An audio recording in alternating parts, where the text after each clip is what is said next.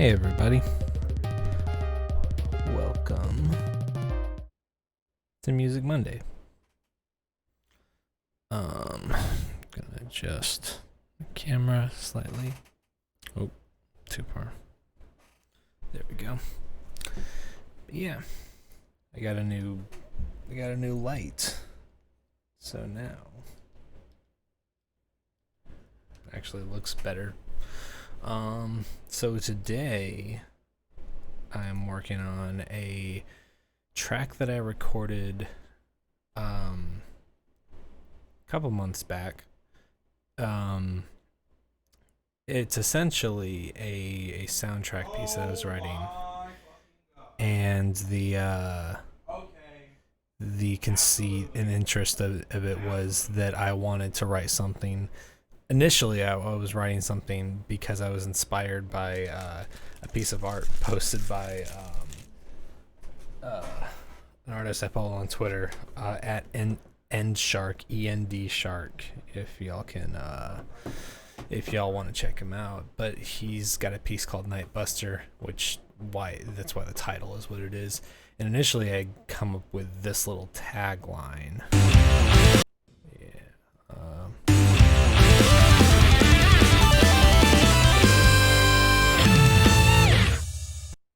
And it's just supposed to be like a Mega Man X style, like stage soundtrack kind of thing. But I've expanded it out and made it into an entire, it was originally just that tagline, but now it's a full track. And I'm kind of wondering, I'm kind of just like working on like getting the small details of it figured out. And I figured I'd just spend a few hours doing this today. Next week I want to try doing some different stuff, like taking requests, or like looking at other people's mixes, or like doing specific lessons that people want to do. But I haven't put out the polls yet for that to get an idea on that. So yeah, but so yeah, for now I'm just gonna start working on this. So to get started, I'm just gonna take a listen to it, see how it sounds as is.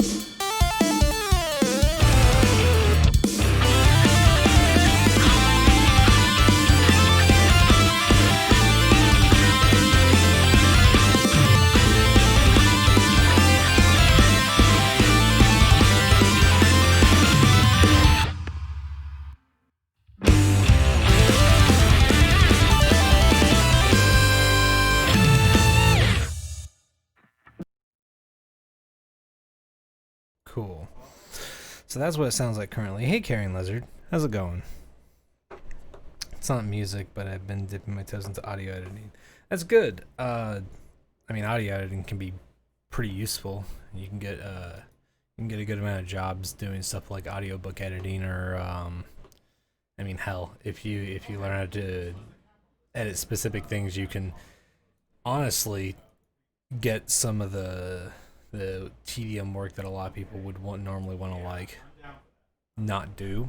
Like that's kind of what the conceit of audio engineering for me was for the first year, first couple of years out of college, was that I got really good at editing, and I just was basically like, I was like, hey, you don't even have to use me for anything but editing, so I could do the tedious stuff, which sometimes helps, but I learned that long term I definitely didn't want to do editing, so you know, I haven't really taken many jobs in the past couple of years as far as that goes. So first thing I'm gonna do is I'm gonna start like going through and cleaning up some of the stuff here that I don't want in the track.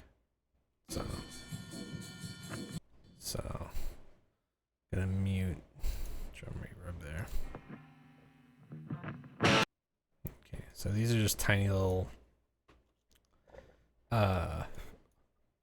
they're tiny just little sound artifacts that are there, but I want to get rid of them because they don't serve any purpose really.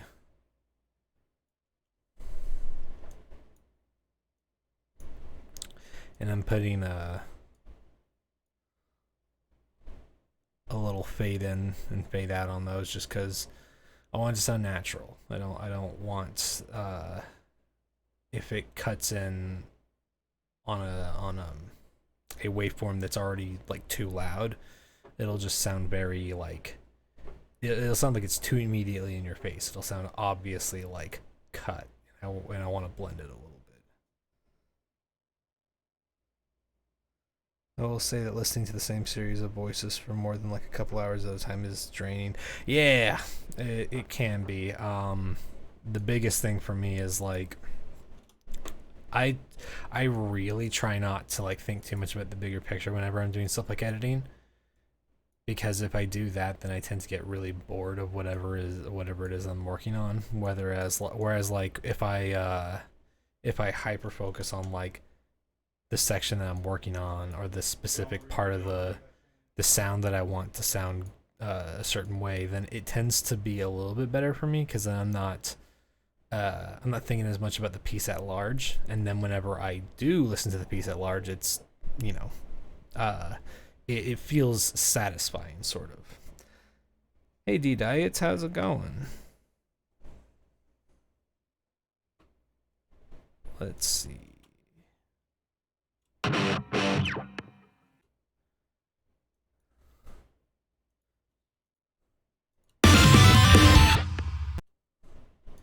I don't really need that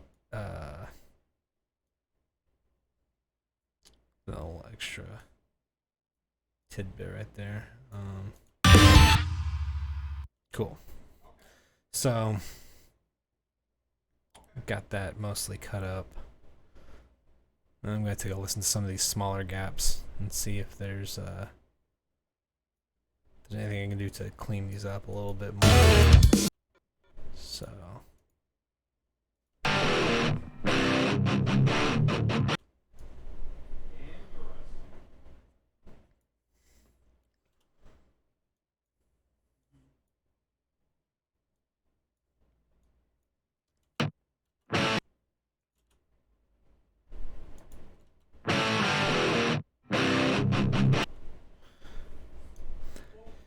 So with editing, my goal more or less is that I'm trying to get a certain level of tightness, and I don't have to go beyond a certain point. It really just depends on how quote unquote organic you want it to sound.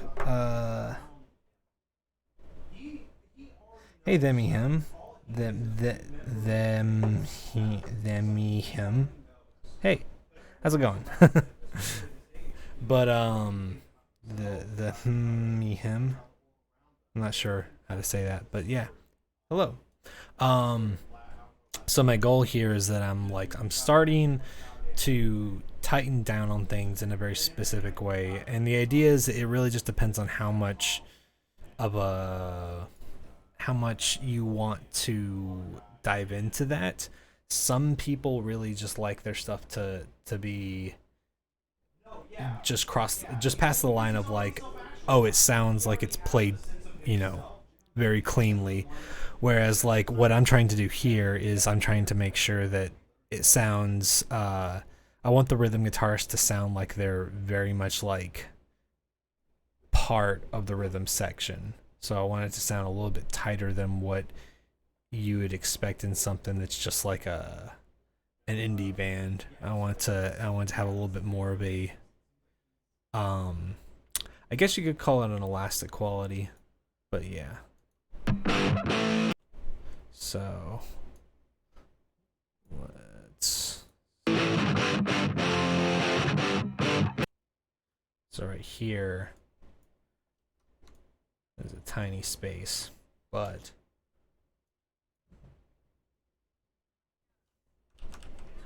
what I'm gonna do, I'm gonna cut this little space right here. And these are pretty tiny spaces that seem pretty like inconsequential for the most part, but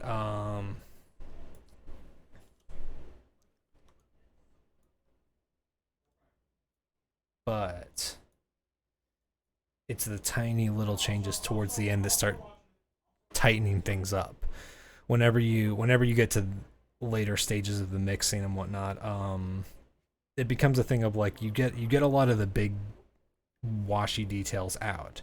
You get your compression where you need it to be, you get your EQ where you need it to be, you get everything sort of like fading in the mix. And once you've kind of got that and you've got a mix that sounds clear, that's whenever I start to ask the questions of like, what small stuff can I change? What like very incremental changes can I make? Because they stack up on each other. And this is kind of where it becomes very, it can become sort of tedious, but that's kind of where you have to, like I said, I hyper focus on, on whatever section I'm working on so that I'm not thinking too much about the big picture. And then whenever I hear the big picture, I'm very stoked on how it sounds. So yeah, it doesn't sound like it's intrusive. It doesn't sound like I'm cutting in too much. For example, though, if I was to like forego a fade in, and I just did that, like you hear that slight pop right there. It's a very slight pop, but it is it's not good because it'll give you an inaccurate reading on your, first it'll give you an inaccurate reading on your meters as far as to what's going on, because sometimes that'll cause your meters to clip in some cases, even if your level isn't high enough to actually be clipping. But also it just it can make it very obvious where like a cut was placed. So if you want your production to sound very seamless and tight, that's one thing you got to be aware of.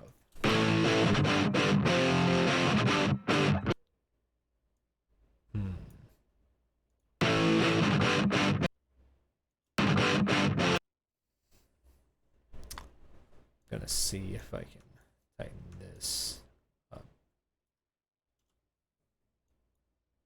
without making it sounding too, yeah, very slight. There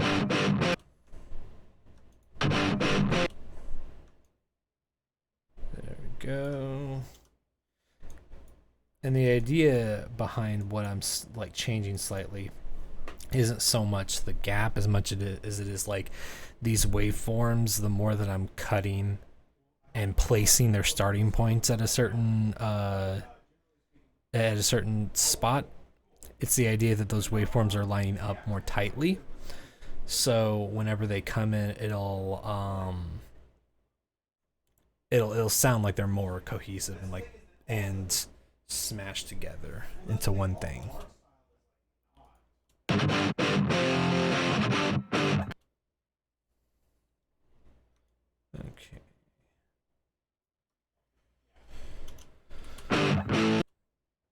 See, and like here we can afford to move this waveform back a little bit because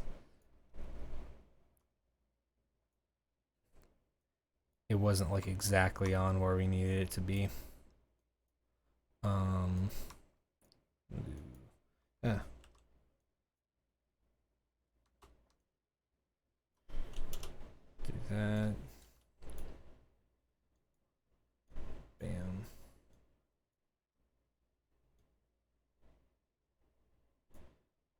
actually.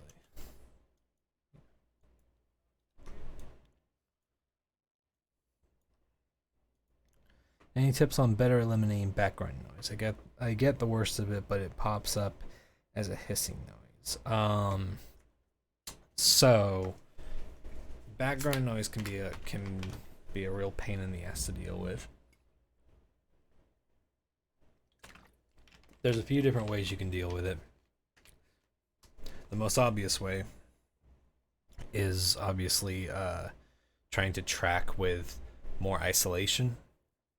I'll give you an extreme example. A lot of people, when they're tracking drums, there's a thing. Actually,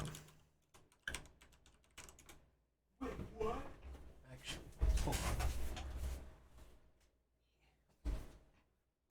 Okay, so people will do some stuff every now and then. Let me see what I have. By the way, this is a pretty good book. Recording Engineer's Handbook. It's a pretty good book. Has very general information, but it has very general information about a fuck ton of stuff.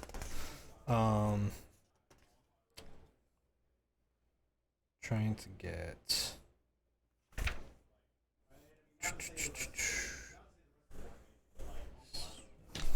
a picture of what I'm talking about so that I can more easily illustrate my point. So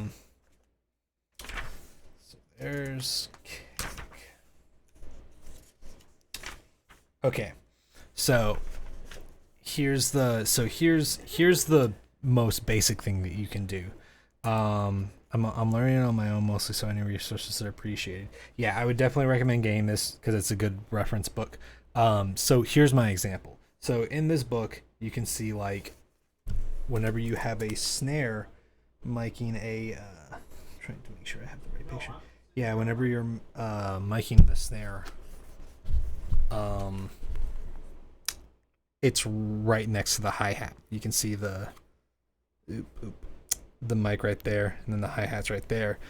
So when you're recording a snare, there's obviously consequentially going to be a lot of problems with hi-hat bleeding over because cymbals are very high-pitched and meant to cut through. And the way a lot of people deal with that is stuff like this or that. It's a cut-up milk jug or a styrofoam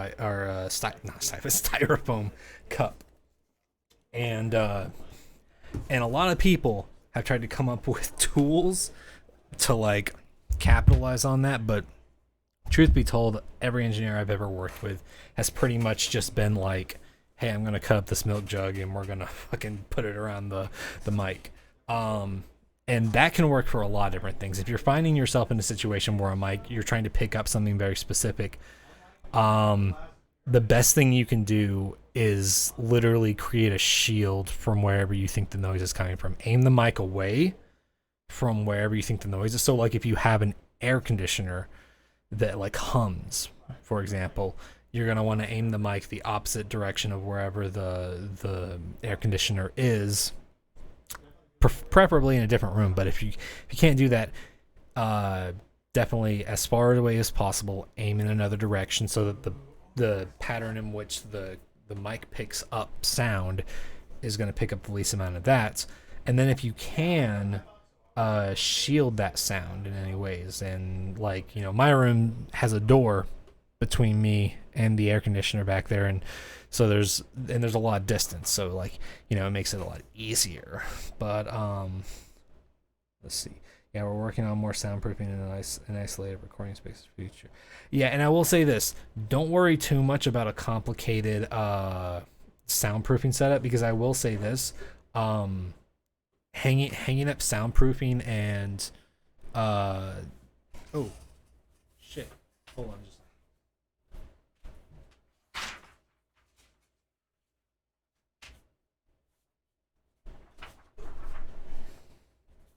Sorry, one of my posters fell.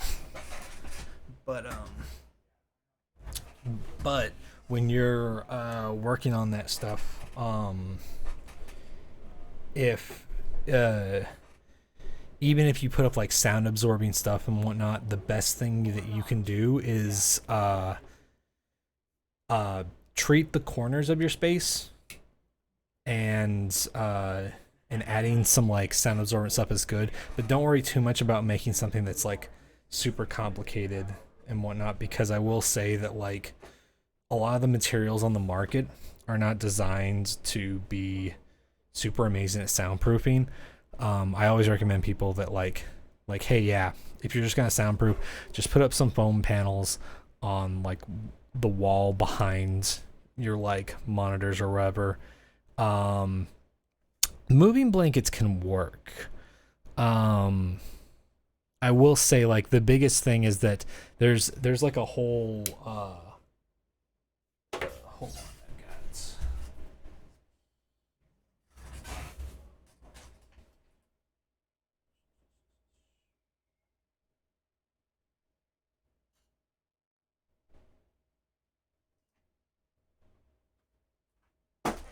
So I've got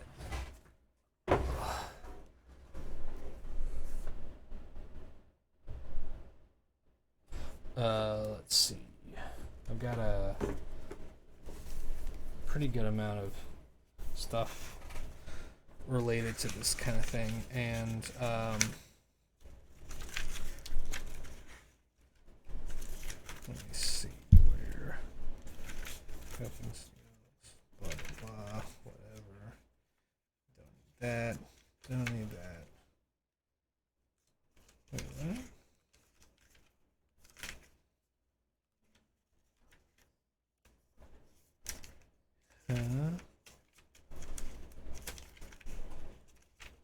Where in the world? Ah, wait. Is this it? Touch batteries, no. There we go. So there's this handy table, and it's this is kind of what the table looks like, and it's the sound transmission class of common building partitions. And the idea is that there's a certain level of like sound absorption or sound reflection that comes with each like material. And I will say that like both sound absorbing foam and packing blankets will not like it'll muffle the sound for sure. But it'll definitely like be minimal for what is needed, which is why like, you know, again, that works, but definitely don't waste a ton of money on that as like an expensive setup, because if you get some sound panels, put them up on if you get some like sound absorbing panels and like moving blankets on the walls and whatnot, that'll help. I do also advise looking up sound diffusers, because you can find some pretty affordable ones that like all you do is you find the places where like your speakers are aimed to like towards your back wall, and you place them on areas like that, so that it's an uneven surface, because even surfaces will more perfectly reflect sound, and you don't want that. You want less reflective sound. So getting sound diffusers that will break up the sound waves and whatnot will help out a lot. So yeah, I would say use packing blankets for like windows. Like covering windows would be good. I would advise getting some like sound absorbing foam for like the corners of the room, because that's where a lot of problematic reflections can like bounce around a whole lot at. If you can set up in a room that's less square, then that's good. The ideal room is none of the walls are parallel. That's the most ideal room you could possibly be in. But which is why if you look at mastering studios, they look like they start out like they start out like kind of wide, and then they like narrow as they go towards the setup. It's because they're made so that that room is designed to be as dead as possible, so that when you're listening to something, you can hear all the microscopic details of stuff. And the only reason that I tell you not to break the bank on this kind of stuff is that, like, truly the best kind of soundproofing you can do for a room is building another room inside of that room, which sounds very weird, but that's the truth. A lot of people will move into a building, and if they're starting a studio, they'll take a room that's already built, and then they'll build uneven like wall structures to diffuse and absorb the sound inside of it, so that none of the walls are parallel and they're not reflecting sounds back and forth. And there's like tools you can use for this kind of stuff. You can measure like what frequencies and or have like a lot of reverberation in the room. There's a whole lot to it. So like I said, I can definitely say that like your best tools for now are definitely going to be sound absorbing foam and diffusers.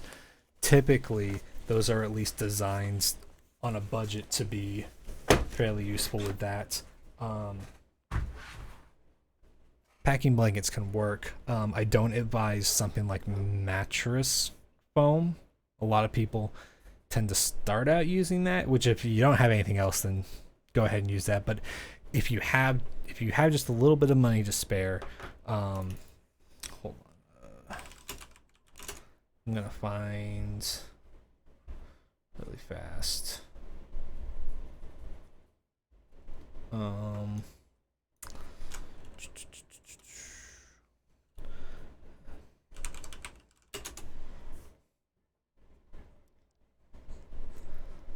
Okay.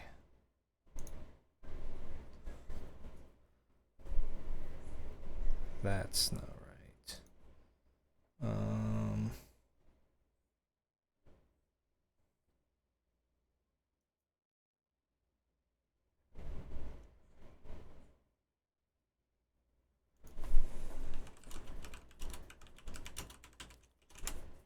Sorry, I'm pulling up some stuff.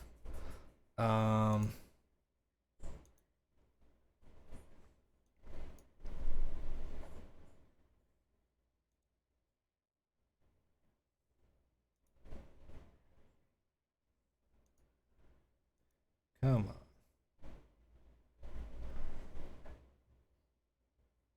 on. Let's see. That's not what I'm looking for. I'm trying to find you. Can't remember what the brand is.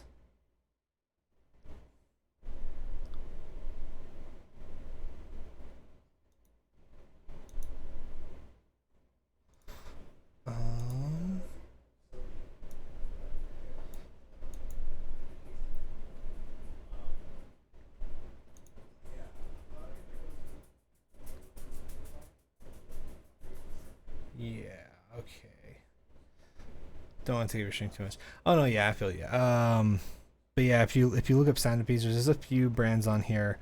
I can't find the ones that I'm looking for, but there's like ones from Acoustical Solutions that have some sound diffusers. They're like $79, which may seem like quite a bit, but just having a couple of those can make a big difference. The sound foam panels I have on my back wall are these. Boom. They just look like this. They're just wedged. They're nothing fancy, because I didn't want a whole lot of maintenance to like take things apart. And the reason why I always recommend just getting simple stuff like this as a home studio is that until you can afford to build a room inside your room and do anything fancy, truth is that you can rent out studio space for anything that like you really wanted, and that might seem like a whole lot, but like there's like nice studios that you can rent space from for fairly affordable prices per hour. I've got to go to the restroom really fast. I will be right back.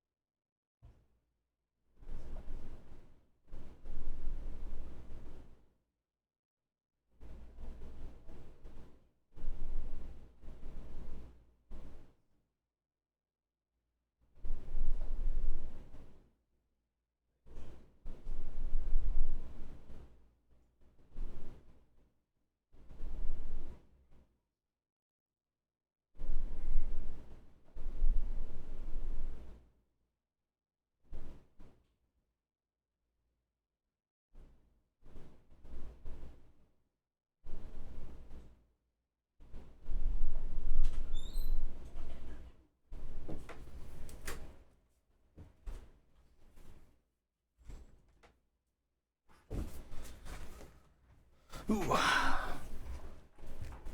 Sorry about that. If you do find it, you can DM me for sure. I'll take a look at the sound videos. Cool. So yeah, let's continue on with this. So we're editing these guitar tracks right now.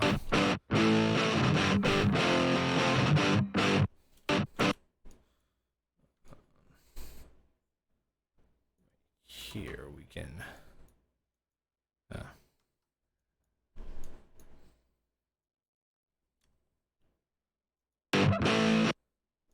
yeah, and see, like, you can find small tiny details like that I'm trying to get rid of, like right here, this specific.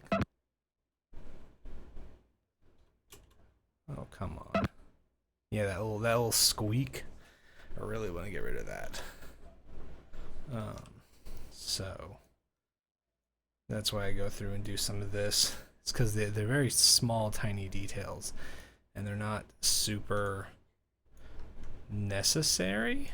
But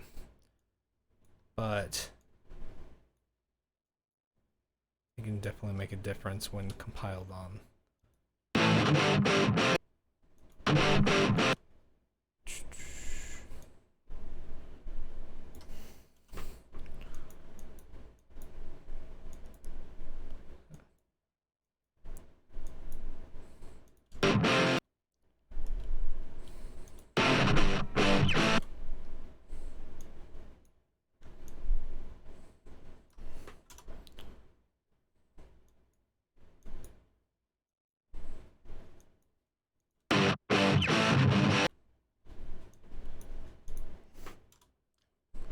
See, and I can actually get rid of this section. I had a crossover here to make sure it sounded smooth, but I'm able to edit this out now, more or less.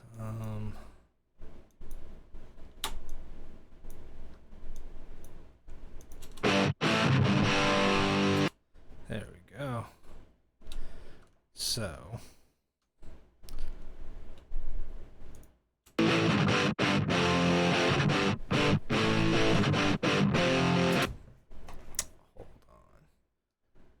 this right here.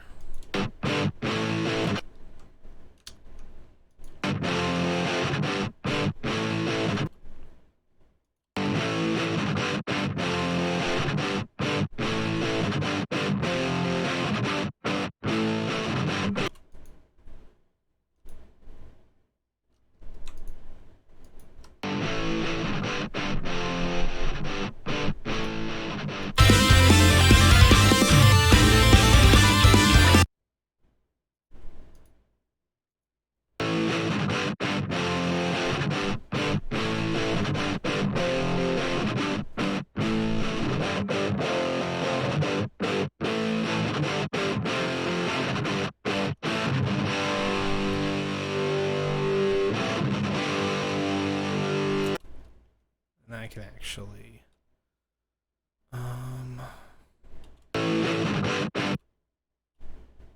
take this section.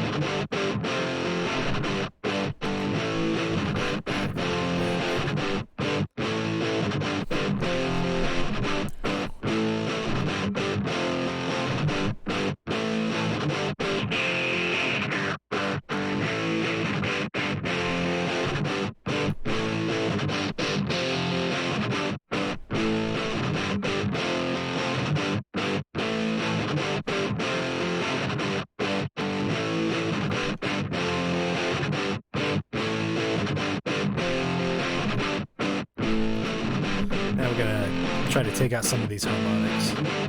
Hey, Overzealous, how's it going, man?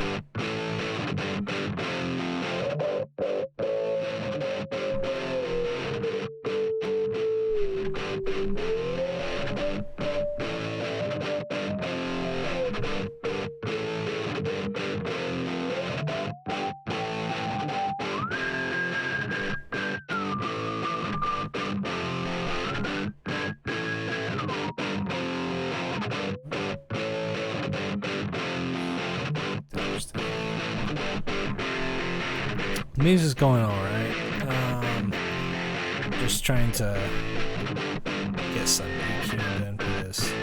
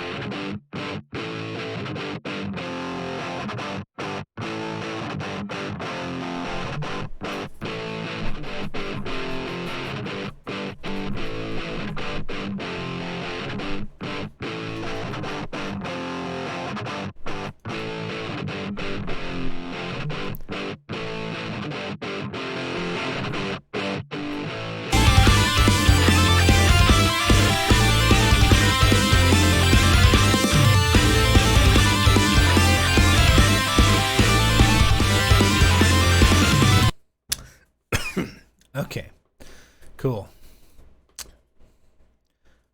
Got some of that done.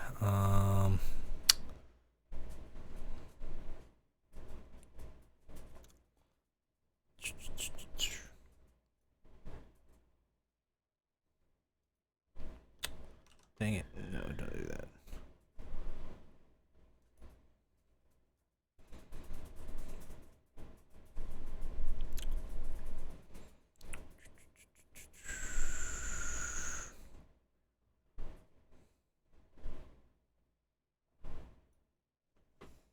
Bam.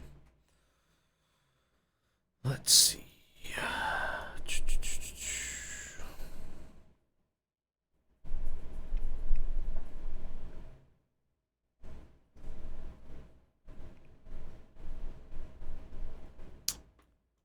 Get rid of that. I'll go back here. Take this. The music's pretty loud once the instruments come in, by the way. Oh, okay. Yeah, I can lower that down a little bit.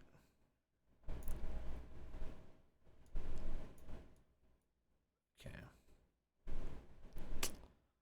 Boom.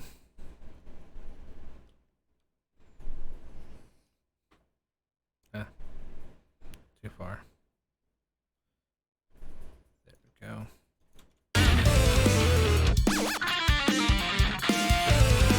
Okay.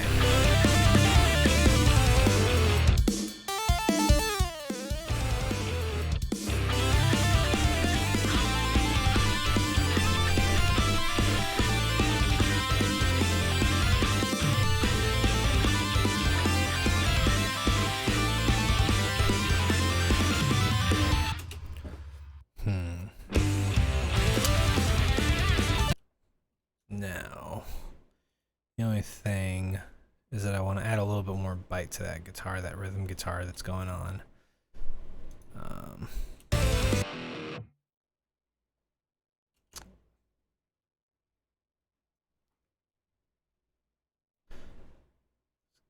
Start right here.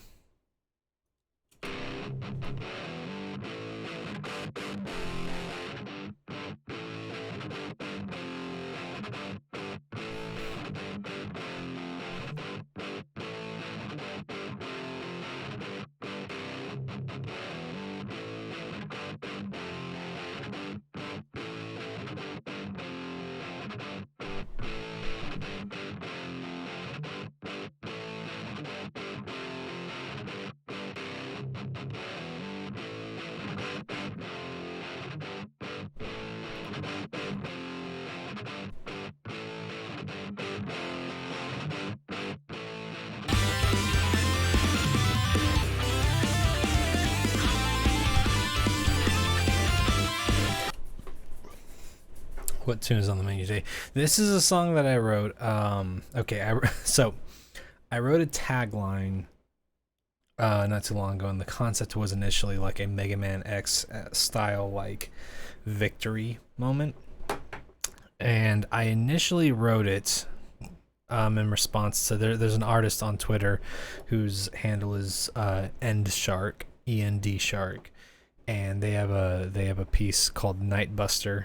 And it just made me want to write like a tagline, so I did that, and tagged them in it as like the inspiration, which is why like the title of this session is that. But I wrote this tagline.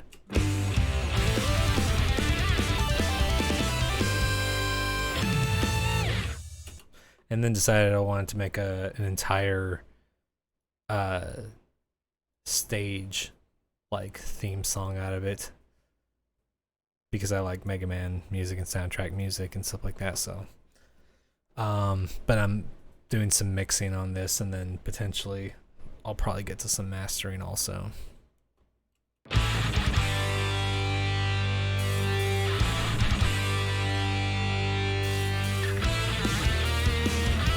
Thank you. I appreciate that. I definitely like the direction this thing is going.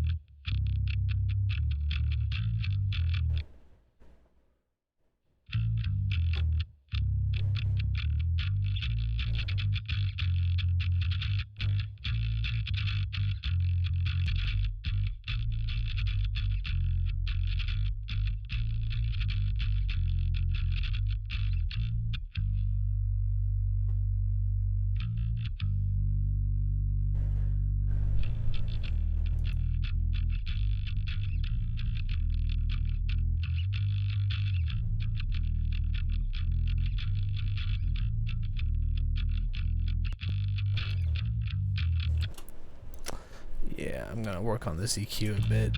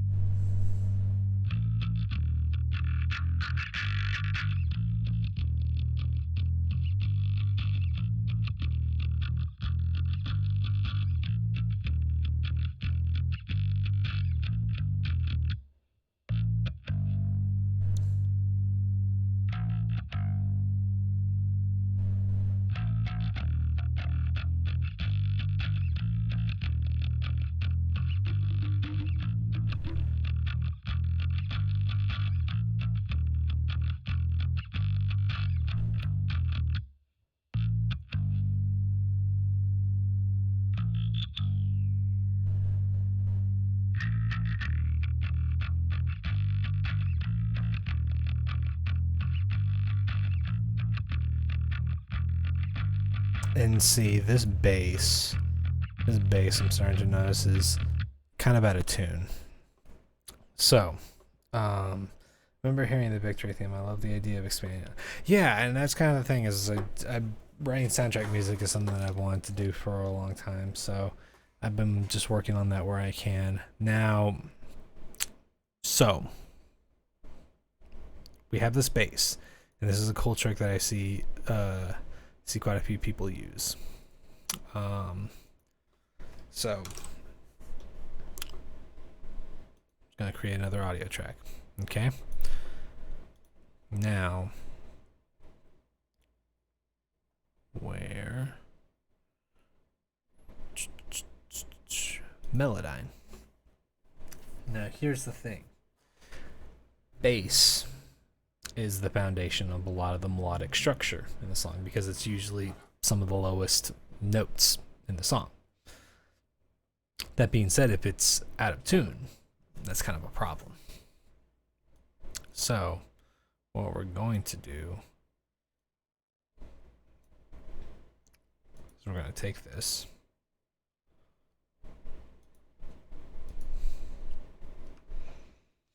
we're going to copy it, we're going to paste it there, and we're going to create a new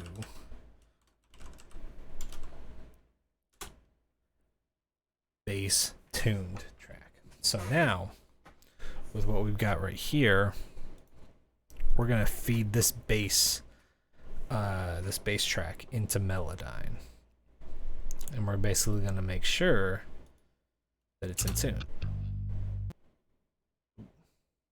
Hold on.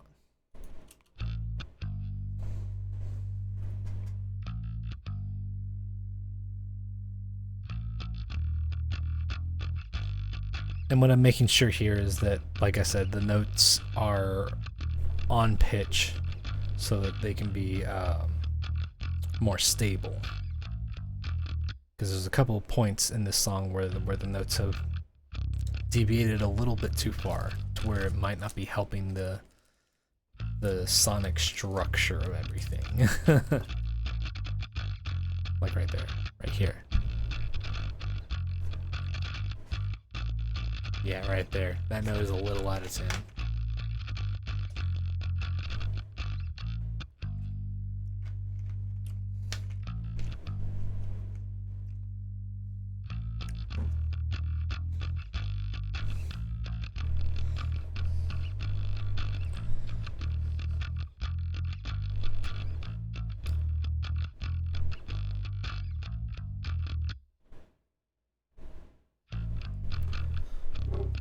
Hey, Nerd Piggy, how's it going?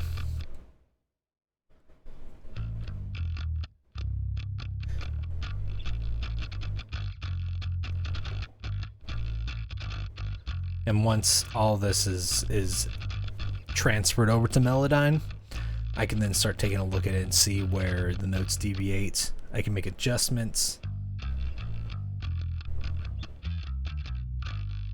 And then once it's all adjusted, what I'll do is I'll feed the now tuned Melodyne track back into the actual bass track where I have all the processing on it. So let's take a look at this.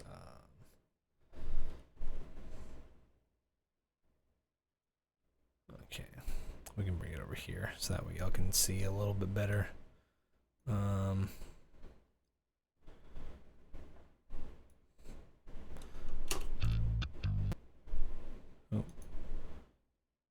Let's zoom in a little bit. Actually, let's start taking a look at this entire thing. And what I'm going to do first, I'm going to take all of this, highlight everything. This is in G major. Is it G major? Maybe that's just what the tuning said it to.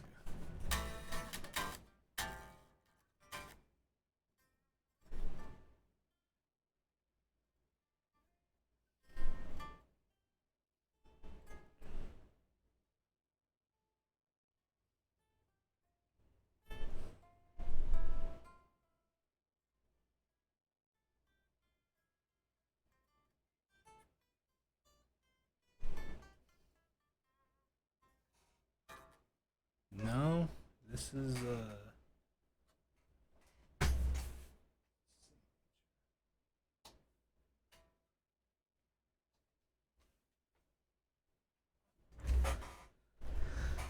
but we're gonna say it's A minor. Let's see, A minor. So now that we've got it in the right key, we've got everything selected. We're gonna correct the pitch of everything generally. Whoa, hold on. I'm good. How are you? I'm doing good. I'm just trying to get through this, do a little bit of work, and then next week I'm excited because this week I'm gonna ask a few questions involving Music Mondays because I really want to start doing some stuff that y'all like want to see more of. But today I figured I'd do this because I needed to get some work done on this anyway, and I figured I could teach a few things while I'm doing this. Is this Pro Tools? Yes, this is Pro Tools. if you're looking for a good DAW to start with, and you don't have any money to start with, Pro Tools has Pro Tools First, which is a version of the program that only lets you have 16 audio tracks and 16 instrument tracks, which might seem like it's very limited, but truth be told, it's not a bad amount, especially for just like if you're just learning how to record. And then once you get into bigger project files, there's affordable options like Reaper, which is like the unlicensed version is free, but the licensed version is like $60. But yeah, Pro Tools is expensive, so I don't expect like it's pretty pricey. So like I can't say like go out and buy Pro Tools for sure, but it's definitely a good program for mixing and stuff like that. And I've gotten used to my creation process in here, but not a lot of people agree that it's as intuitive for the actual creation of music. I slightly disagree with that, but that's also a skewed perspective because I learned from the start on this program. What's the difference between an audio track and an instrument track? An audio track is something that you can just place like audio on from like any source, as long as it's an audio file, and you can track audio onto an audio track, but you can also just insert any kind of audio on it. An instrument track is usually a track where you're putting some kind of virtual instrument on it, so something like a MIDI piano or like a synth patch or anything like that, and you're putting it on that. And that's kind of like all it's mainly just for that kind of stuff, for like composing on virtual instruments, because some programs call them VSTs. For Pro Tools, it's not quite the same. It says there's instrument tracks, and you insert the plugin, which is the it's an AAX file. So yeah. I mainly use Logic. Yeah, Logic is great for creating. A lot of people complain about things like Logic's only drawback is things like editing drums, because it can be a hassle. Though Jay has quite a bit of experience of editing drums in Logic. Pro Tools is more designed just straight for like the like editing, production, and mixing and stuff like that kind of stuff. I go to music school and I got Pro Tools software bundle, but I don't really know how to use it at all. Pro Tools can be daunting. It can be really daunting. There's a lot that you have to learn, and if you don't know how it functions, you can sometimes just be left with you can just be twiddling your thumbs for hours and not knowing how to do stuff. I've been considering doing a Pro Tools Basics kind of thing. That might be something that I do. But I'm questioning like what is going to be the most useful for the most amount of people, because I want to do some basics on Pro Tools. I want to also do some basics on like the like deep dives into like specific instruments. I also want to get into things that are just like very specific about the production process, kind of like dealing with phase issues and whatnot. But even more than that, I also want to start doing things that involve y'all like either submitting stuff or like having me take a look at stuff, whether it be for like a mixed critique or whether it be like, well, what would you do with this, you know? I'd be interested in Pro Tools Basics things. Definitely, I'll definitely consider that, and I'll have it. I'm gonna be doing a few polls just to like see what people are like really interested in over the next week. So definitely keep an eye out for that. I don't know if you're part of our Patreon, but I'll be having some of the polls on there. But I'll also try to make sure that like there's just general Twitter polls for people to answer also. But yeah. So what I'm doing here now is I've got the entire track selected essentially in Melodyne. I've got it set to the actual key, which is A minor, and what I'm going to do is I'm going to use the pitch center and bring it up, because you can see all those moving at once. And we could just go 100 and have everything lock into place, but I don't like to do that. I like to have a little bit of give, just because I don't want it to be super, super perfect. And you can have a little bit of pitch drift here and there. Snap the chord scale. And then we're there. And so now we're going to have some specific... there's bound to be some specific fuck-ups that Melodyne has done. It always happens.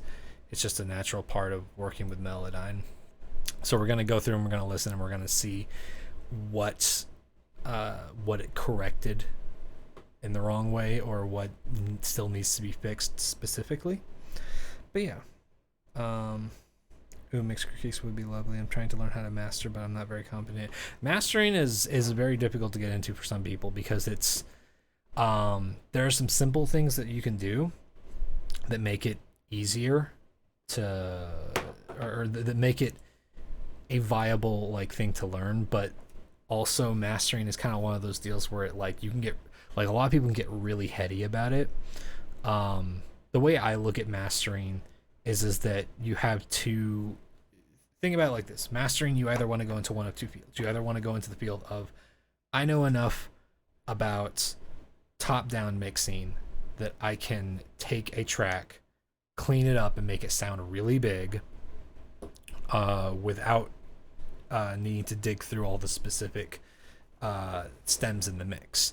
Because some people straight up call themselves masters, and it's literally just like, oh yeah, I just fixed the mix, which is honestly not a bad calling, because you can get a lot of mixes where it's like, oh, this is good, but if we add some multi-band compression, if we add some some of this like harmonic saturation or any of this stuff, and de-ess it a little bit, then it sounds really good.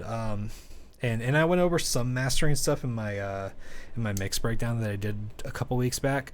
I gotta get that VOD uploaded to YouTube, but I'll talk about that a little bit more in the future.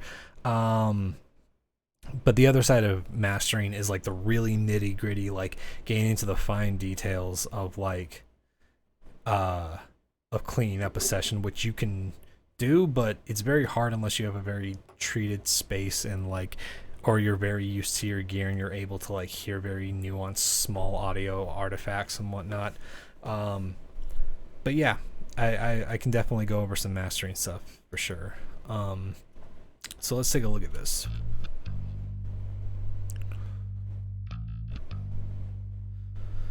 We're just gonna listen for wrong notes.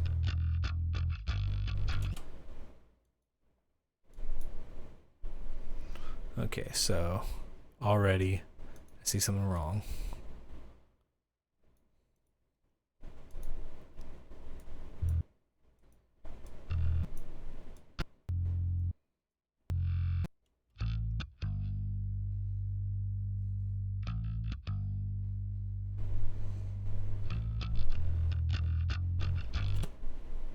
Wait, what was that?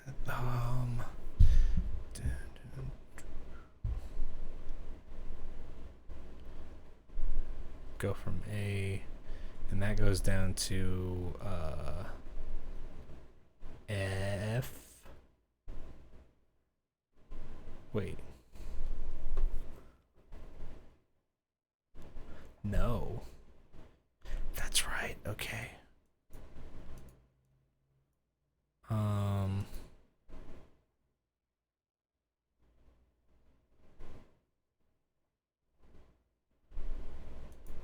scale.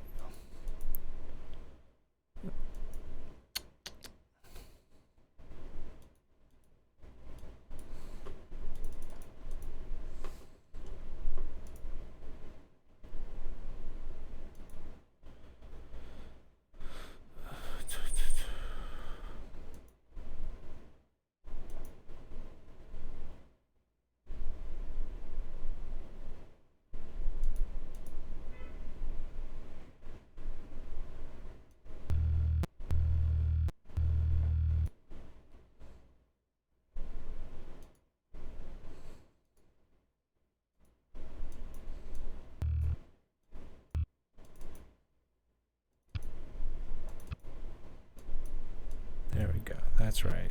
That's what it is.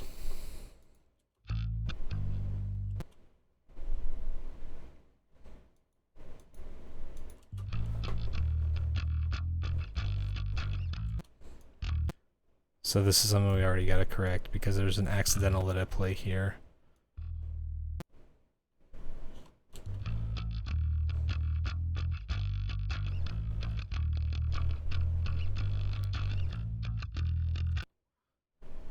Alright, I'm gonna learn. Okay, cool.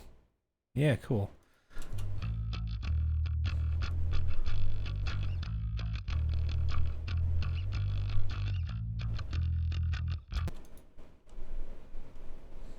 Wait a second.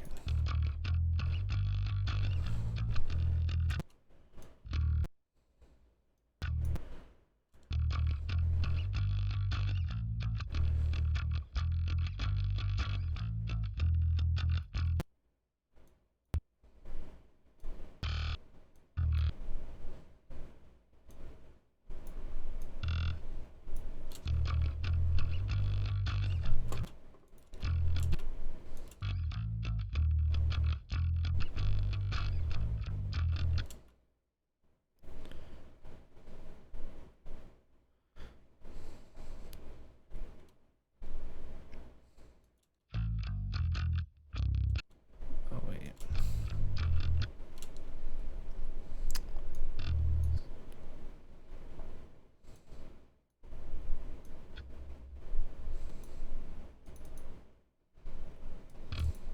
There we go. Okay. Gonna zoom out just a hair so we can see everything that's happening. Cool.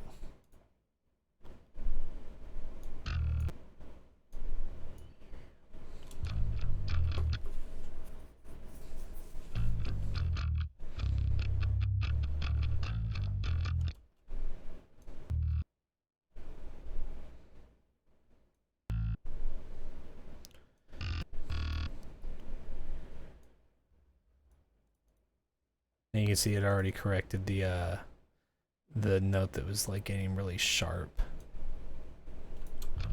that we had earlier. Alright, I've got tacos. Fuck yeah.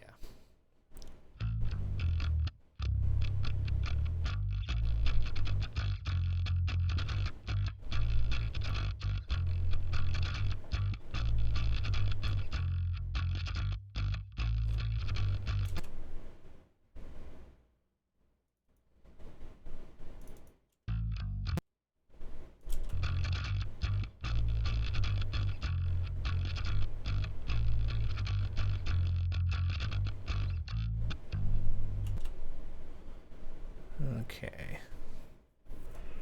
And we kind of just have to do the same thing with this.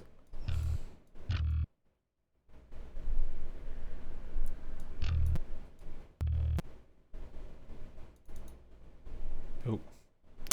Did not mean to do that. Boom.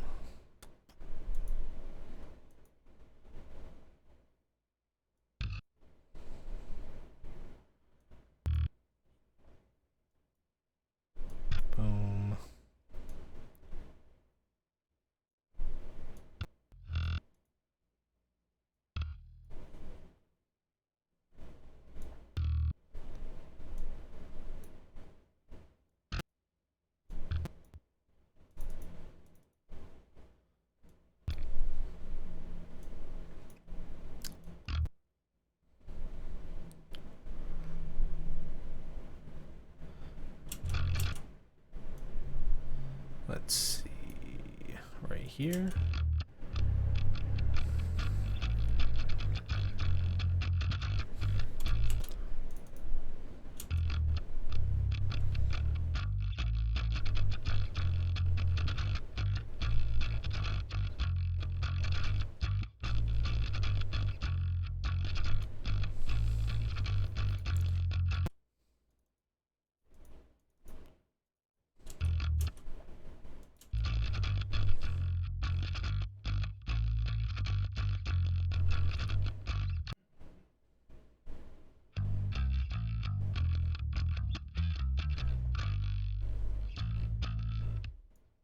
Okay, cool. So we more or less got it tuned. And that approach is more or less called soft tuning. I'm not making everything super strict, like what you'd expect from like super like auto-tuned or produced vocals or instruments and things like pop music. I'm doing soft tuning just to make sure that it sounds on pitch, but it doesn't that doesn't impact the actual like tonality or like sound of what's being played. Trying to make it sound as natural as possible. So now what I'm going to do is I'm going to attach it to a bus, in this case bus 31. I'm going to do the same thing here. I'm going to track it here. And then I'm going to select the area which the track plays. And now I'm just going to record it.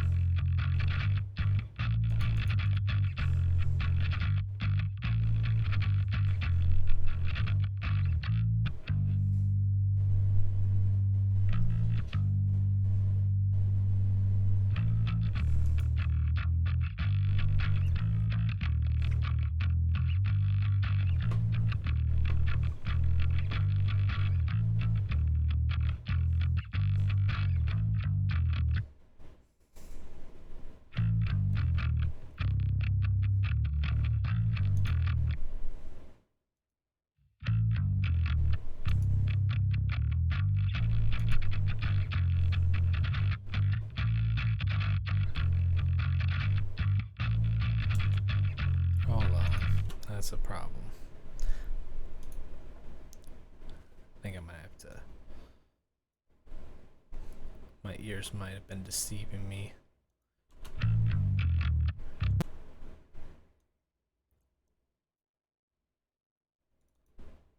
Yeah.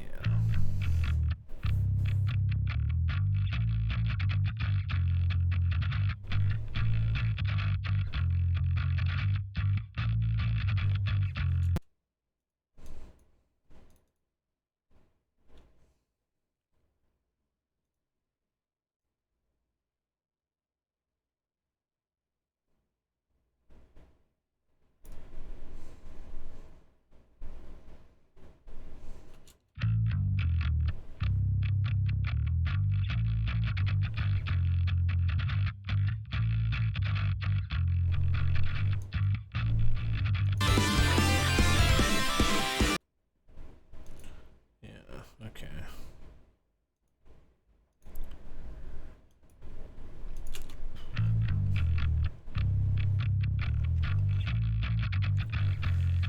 Sometimes I'll hear like small deviations from stuff, and I'll just check it just to make sure, because that's kind of the thing, is like you gotta trust your ears in the end, because a lot of this is stuff that's basically like, in the end you got to make sure that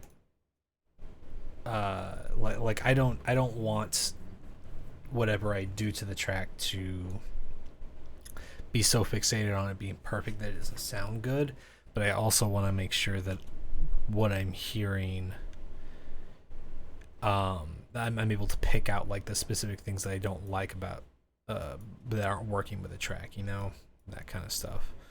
Okay, so now we can delete this.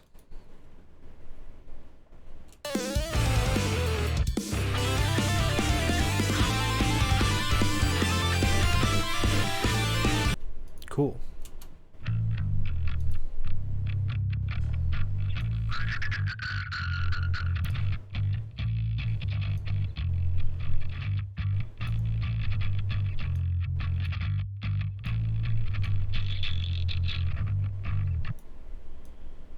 Let's get rid of some.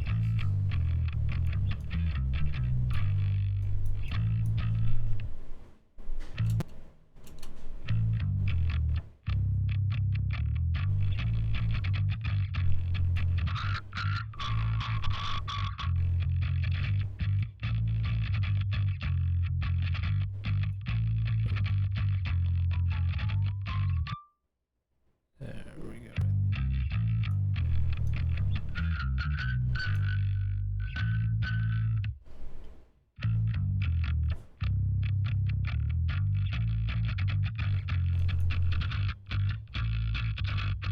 Can you hear all that, like, trashy nastiness in there right now? Cut a lot of that out.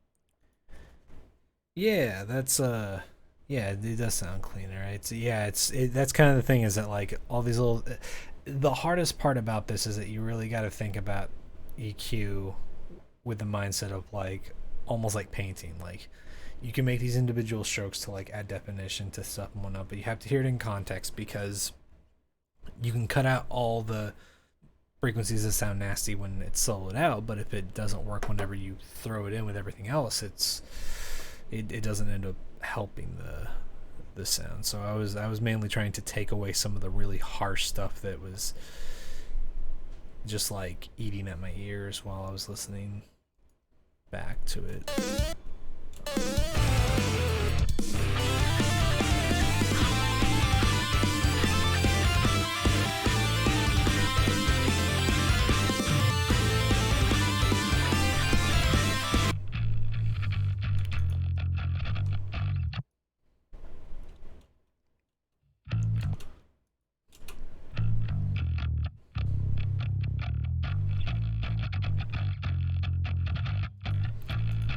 I have that.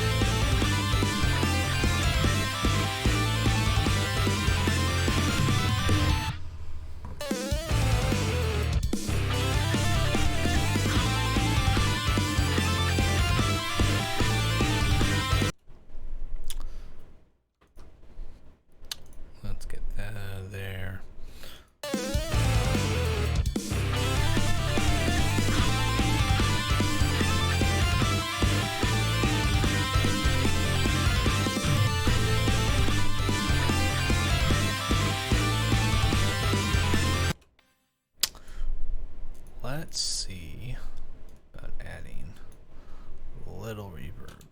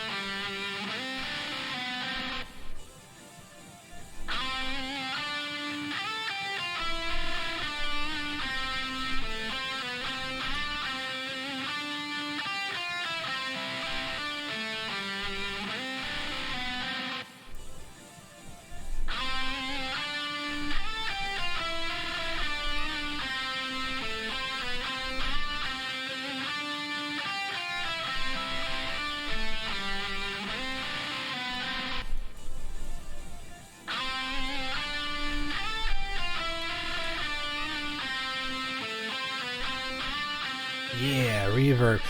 That's the thing. Reverb is a tricky deal because you can make things sound bigger and you don't have to sacrifice a whole lot of tightness. But the thing is that you also have to be very light with your touch because it can sometimes make things bigger, but it can often wash things out. And it really depends on what you're doing with it. The short reverb that I use is short enough that I feel like it works for what I'm trying to do there.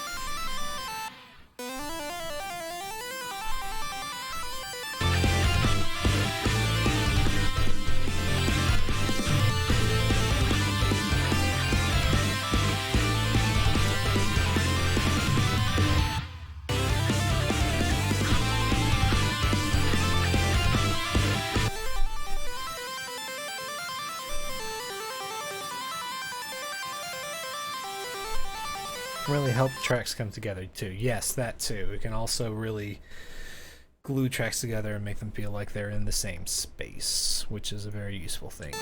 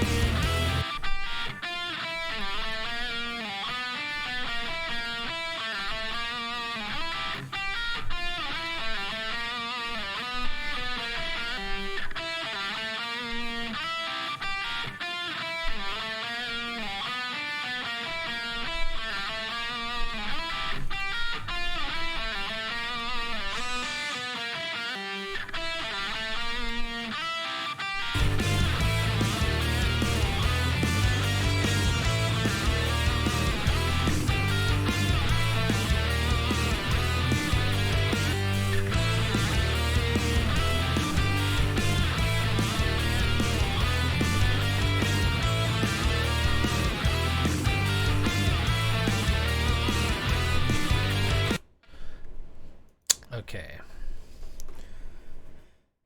Thank you. I'm glad that you think that sounds cool. I am very proud of that lead.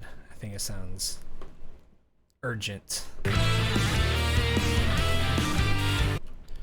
Okay.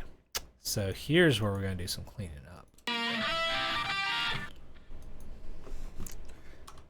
can already see where this is kind of sloppy.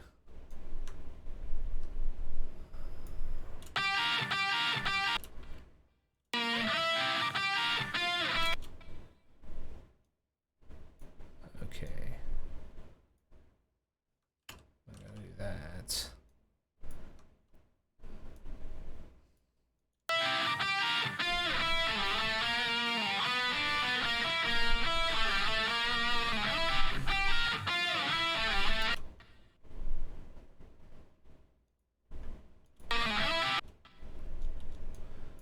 And in fact, I'm gonna start doing this. Way more urgent than that Foreigner song. Foreigner song. Is that a new song I haven't heard, or am I missing a joke?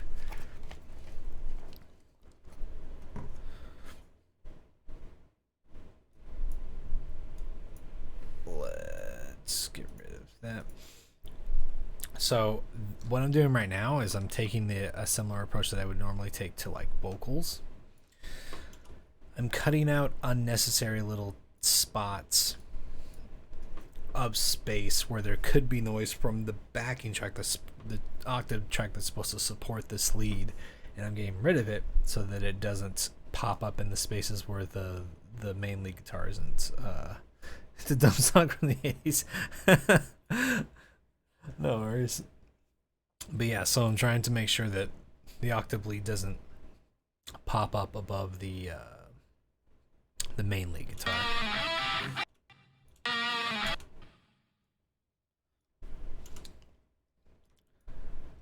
Get rid of that. Boom.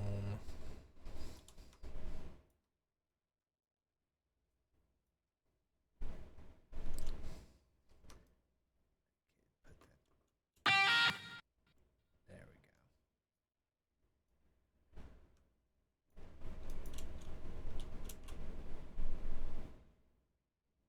go. Come on.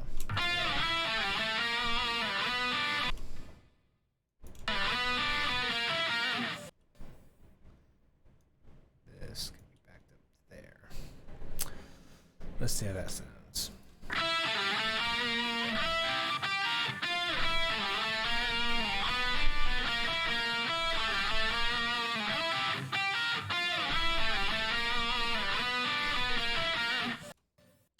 Almost want to get rid of this because I feel like that's adding some unnecessary noise.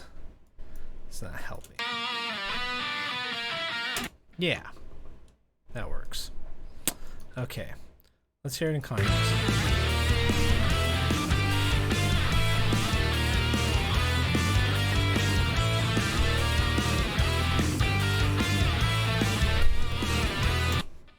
Actually, there's a hair's difference timing here. And I want this to line up just right. So, I'm gonna try.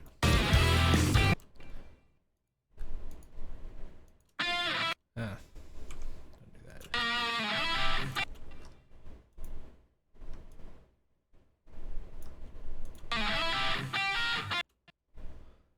I think that's it.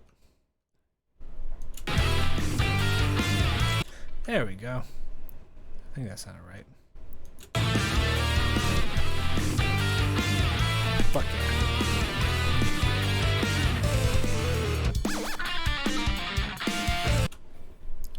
Cool. So, I'm gonna take this all the way back to. Gonna copy that. Delete this and paste that there.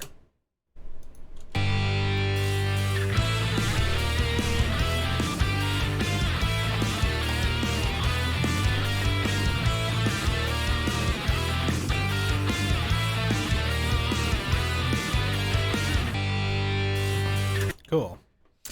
Now there's a little bit of a strange thing going on.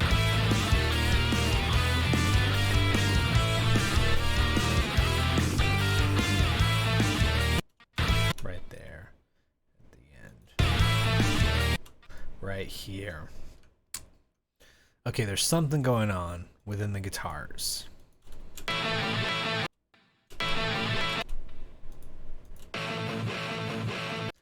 Ah. I might have found it. Yeah, actually.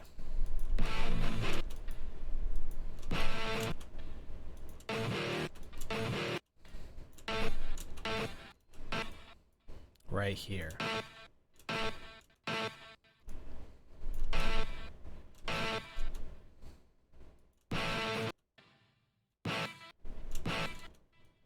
Yeah, that spot right there. You can really hear it. This is with everything. Actually, let me just show you in context from these two measures. We're gonna focus on this like early section. You can hear how it like it's weird. It unintentionally adds constructive interference, which all that means is that it's hitting notes that are harmonically close enough to what's being played, that it's making it louder, so that it pops up above where it should in the mix. And whenever we hear it, it's that little part there. So what I'm gonna do, I'm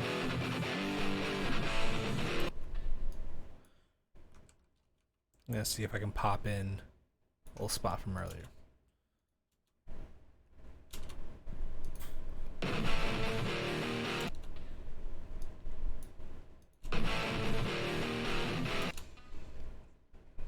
In fact, I might just do... I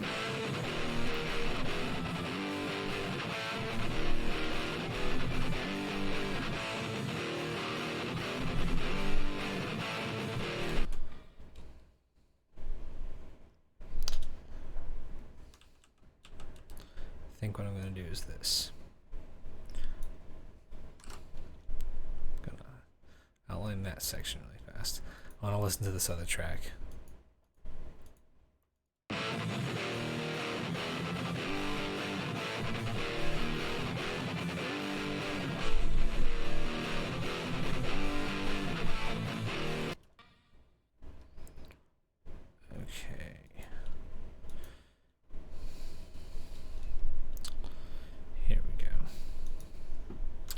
We're gonna try this.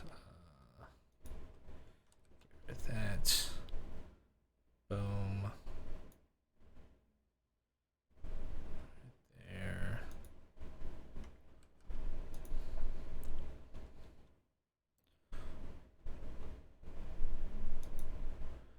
And I'll copy this one over just in, don't do that. Just in case. I'm gonna mute it, because that's another take that I think is good. I'm going to take this section, duplicate it.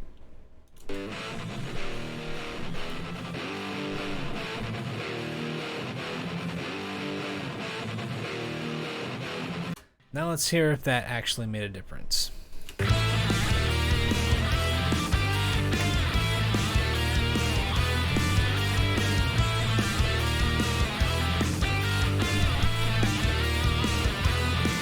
It did.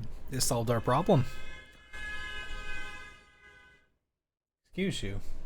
There's someone honking outside. Don't know if y'all heard that.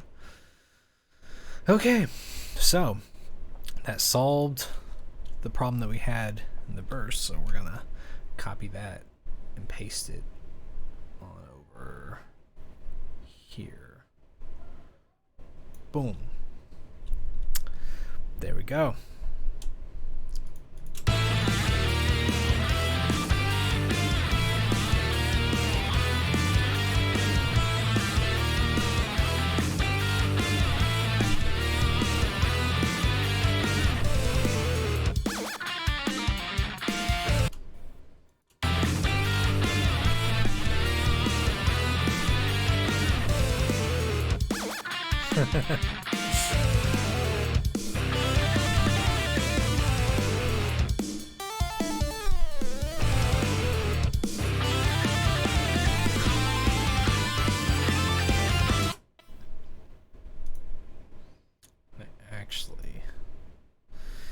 Yeah, I did this here, and I kind of want to... Let's start looking at some automation, because that's probably a good idea. So in this section, I need to lower it down just a hair.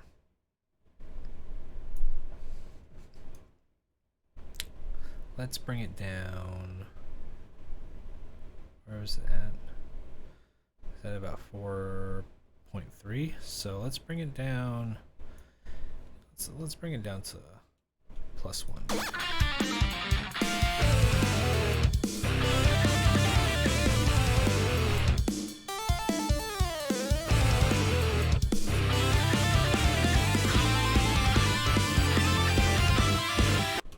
Yeah, that works. So we'll do the same thing over here. Select this section. Delete that. I don't know why that's there.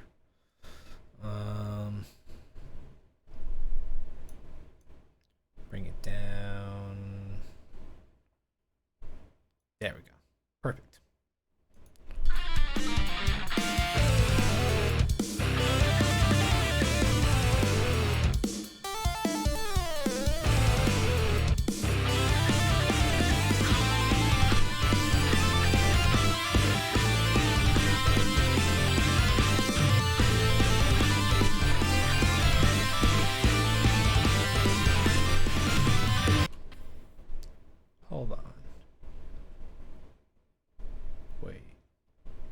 telling me I got no fucking compressor on my fucking kick subgroup? What's wrong with me? What happened? Why did I do that? Why did I take that off?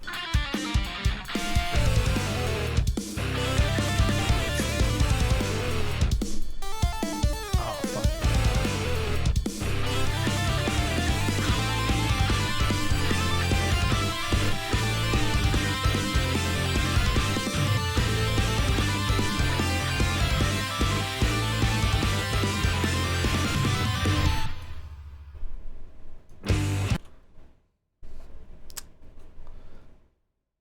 Let's highlight this section and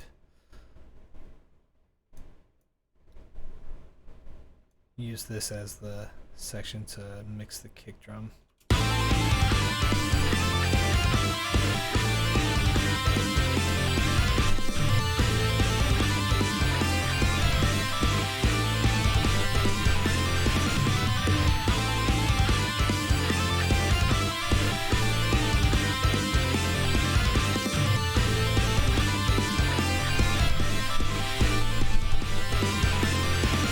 Let's actually take a listen.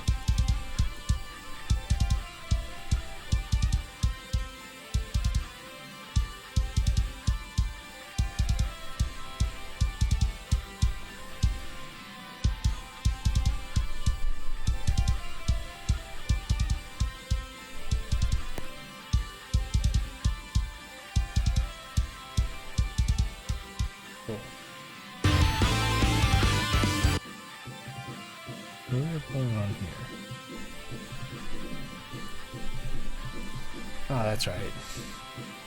Should fix you.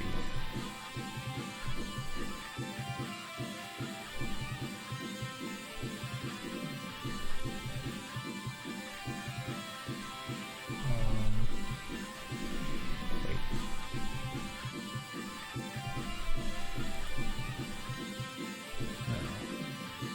No. Ow. There.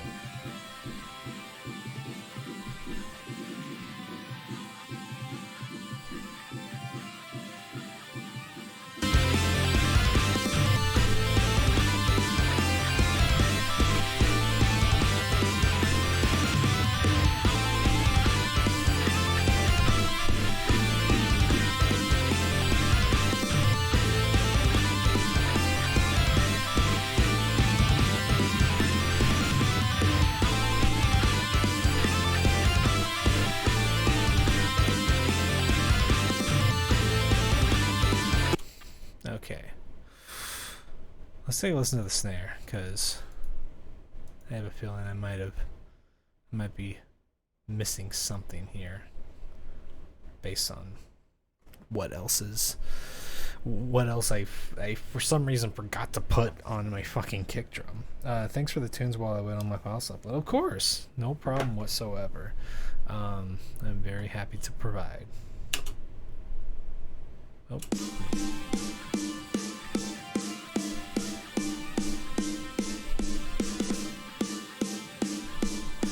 I'm gonna get rid of that sort. Let's try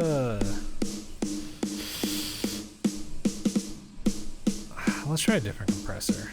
Let's try a different one just in case. I don't really like Smack that much anymore. I tried using it, but can't really get into it.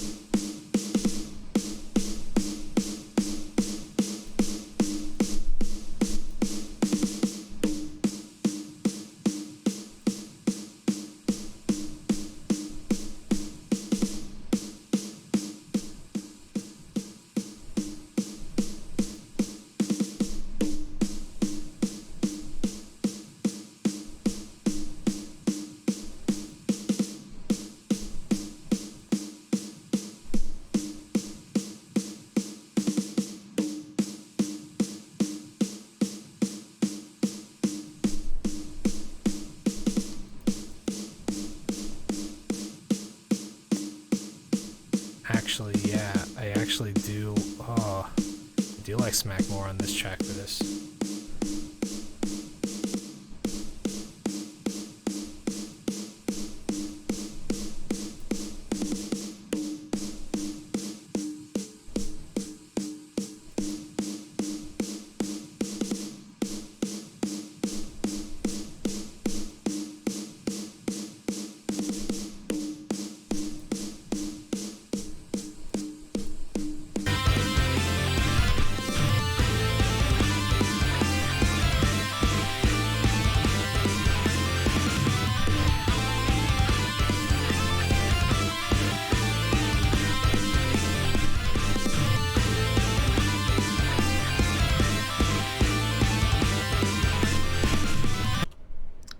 Good luck with the mixing. I love to hear it when it's on. Of course, yeah. I'm very happy to put it up whenever I can.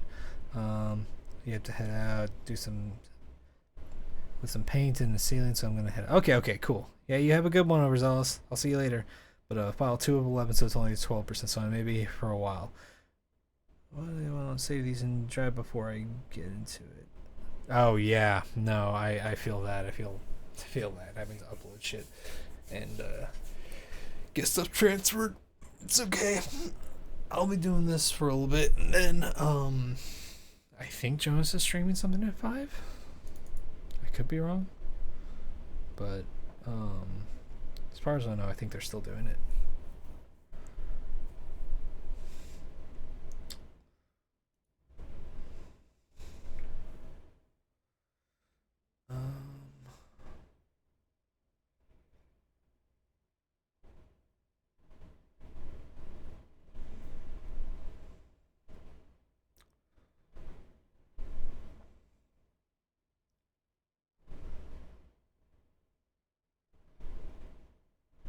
Okay.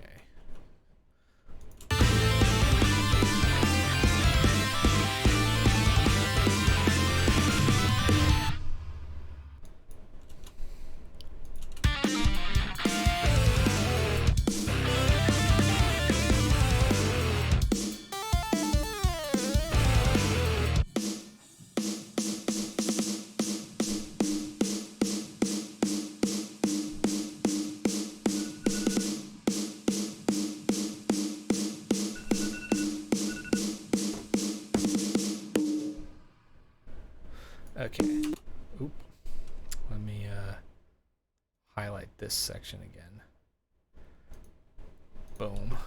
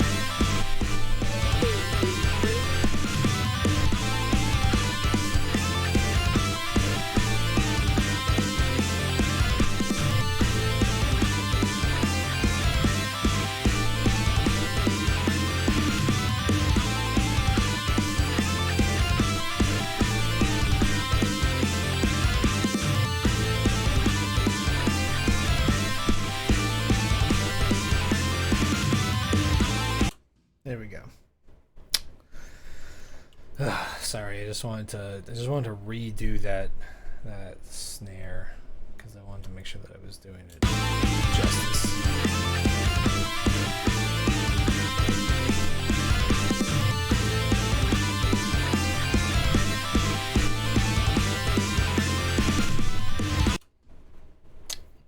A couple sections in here that I should. Gotta make sure that this guitar towards the end doesn't get buried.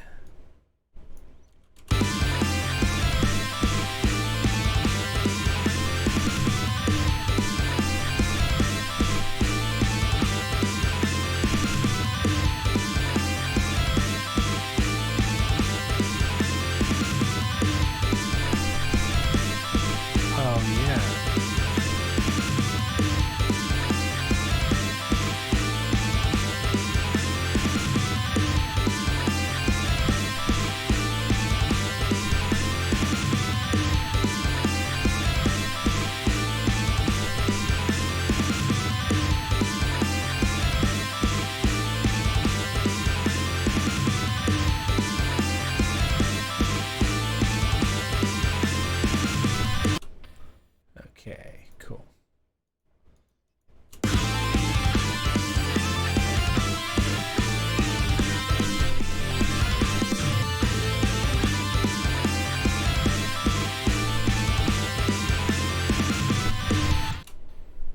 I think that I'm going to add some chorus.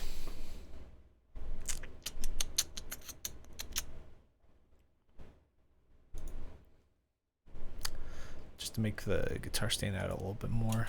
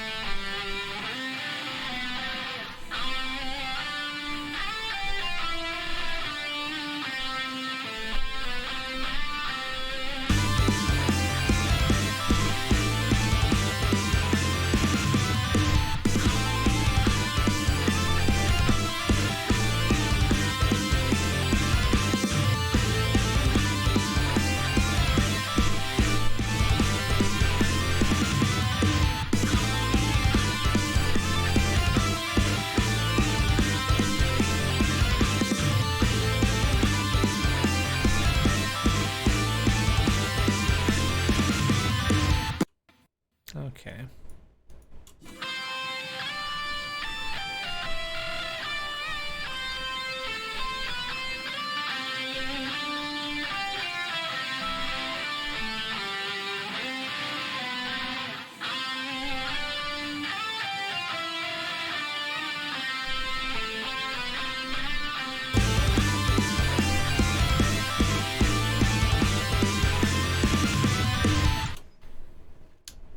Chorus for the chorus guitar sounds appropriate. All right, let's take a listen to what we have.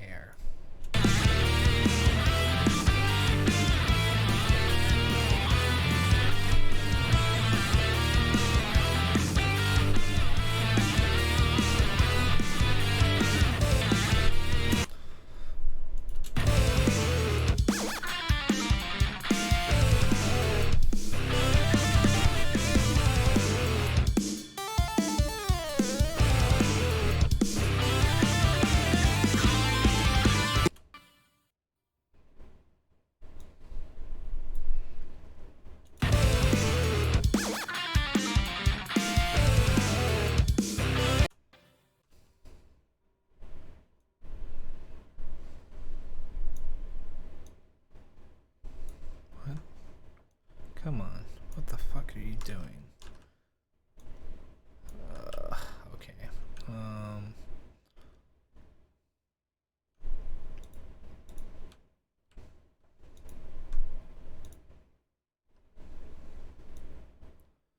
Boom.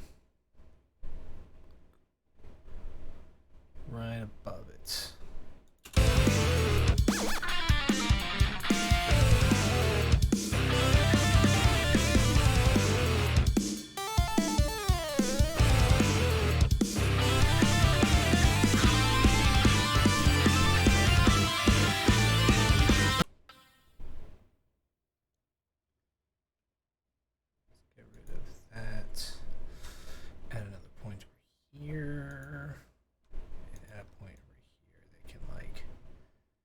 Do a little bit of a crescendo there.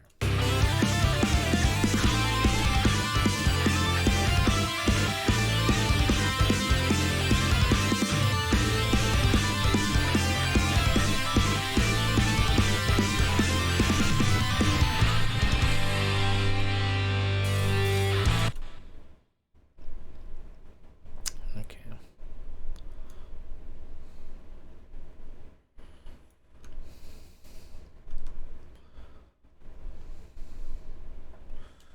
Copy.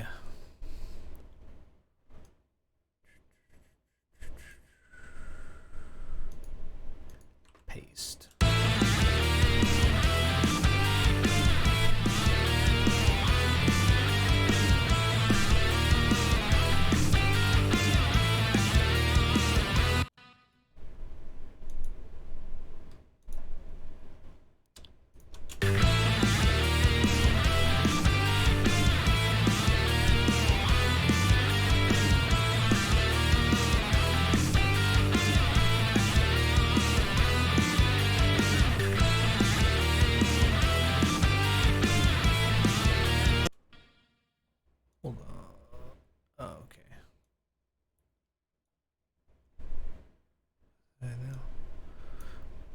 Plus 5.9.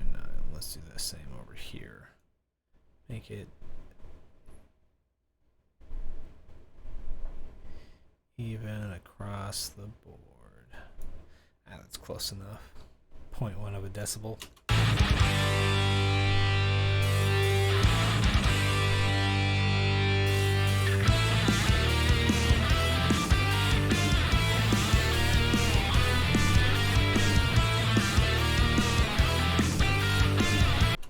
In fact,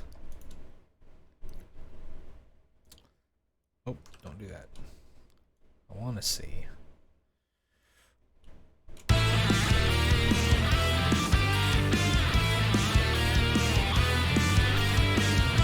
And sure.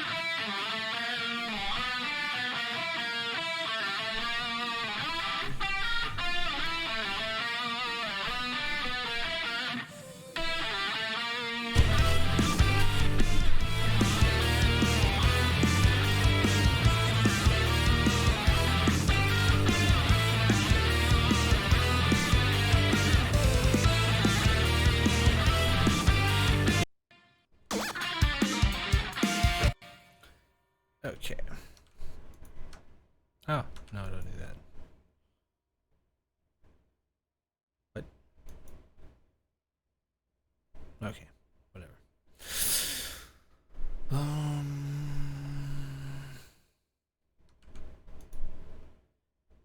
Enable automation for bypass. Same for this one.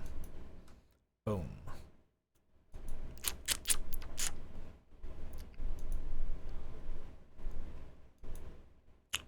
Now we'll literally have it bypassed.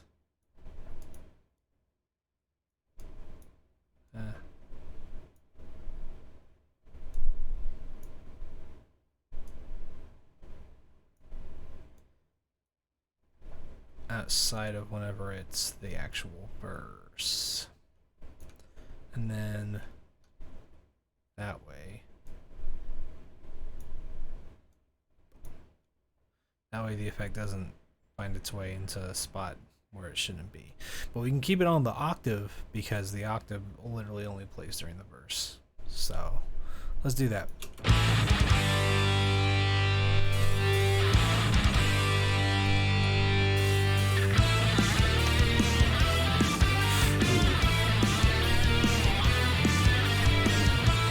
It's a little too obvious.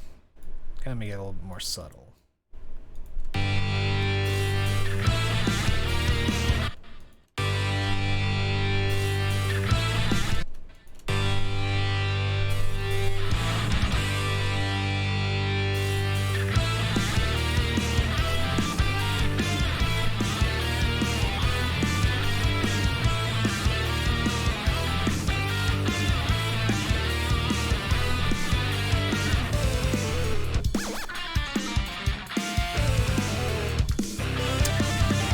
A little too much reverb on that.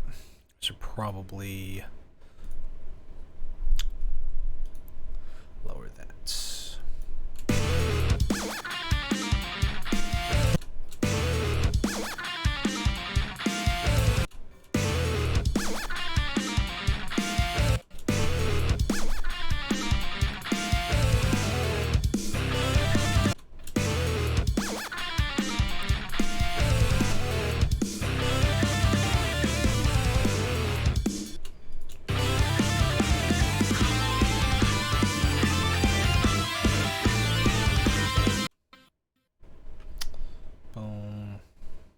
Let's lower this down.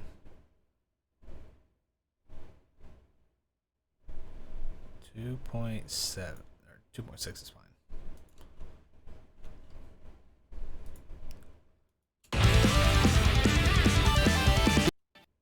It also needs to go down just a hair. Boom.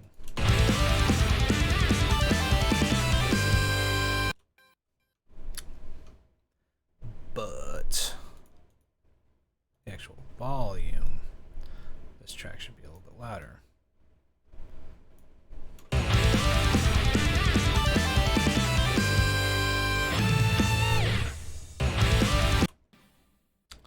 Okay.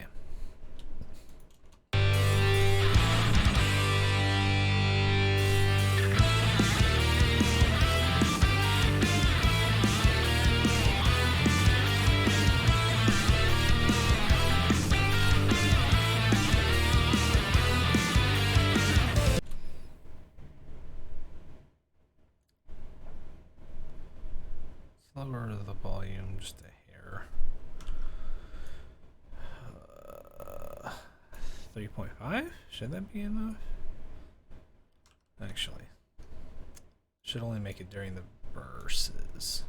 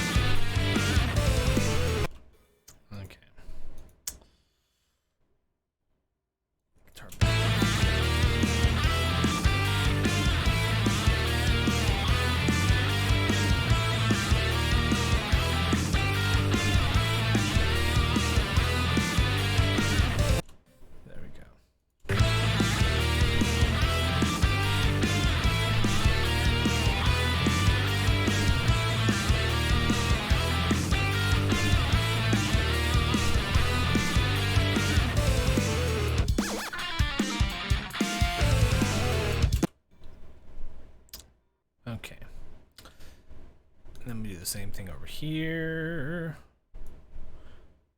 Burst up until that point. Down to there we go.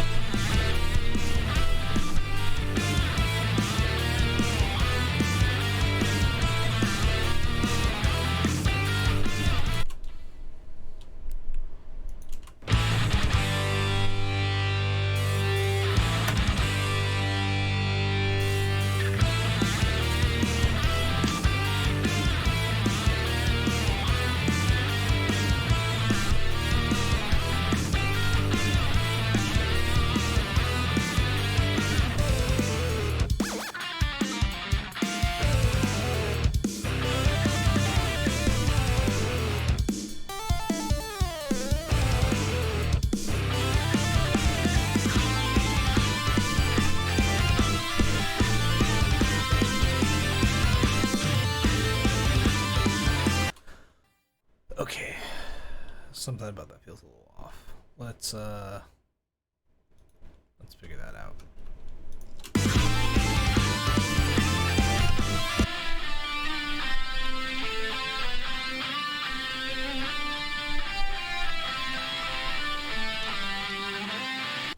Let's start with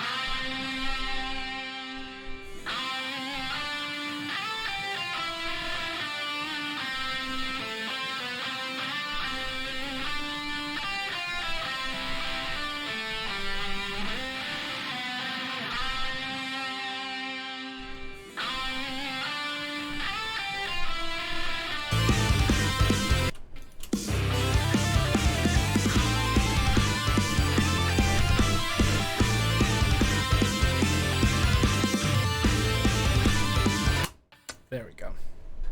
Okay. What was I doing? Oh yeah, that's right. Let's try this.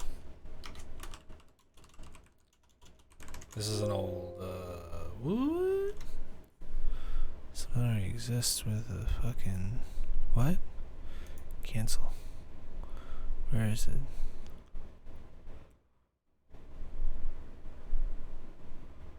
There it is. I already made one. What am I doing? Boom. Blam. Let's move that right there. What did I want to do there?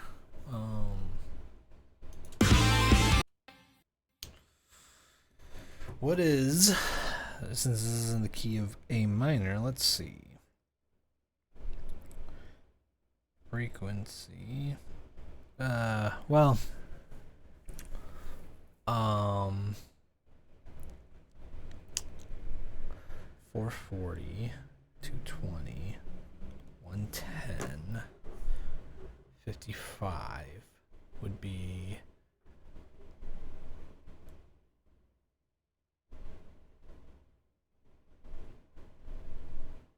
yeah, okay. So here's what we're gonna do.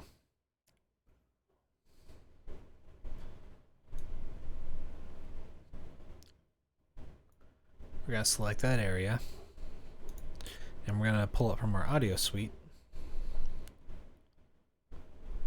a signal generator. We're gonna try this. We're going to see how this sounds, because it works pretty well for some, doesn't work for others. This is a trick that the guy who produces some of the Data Remember stuff, Andrew Wade, I think, he does this. I don't know if he does it anymore, but he at least used to.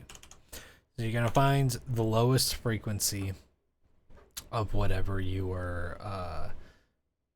like your key is. Since my key is A minor, I'm gonna find the lowest frequency that's audible for the note A. So that could be 55, but that might take up some area of the bass, and I want some sub frequencies. So instead, I'm going to bring it down to 27, 25, 28. Fine, that's good. And then see, it's like it's so low.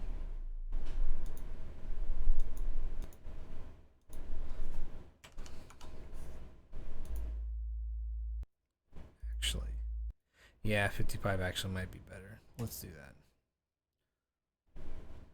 Oh, wait. We're gonna bring the volume up.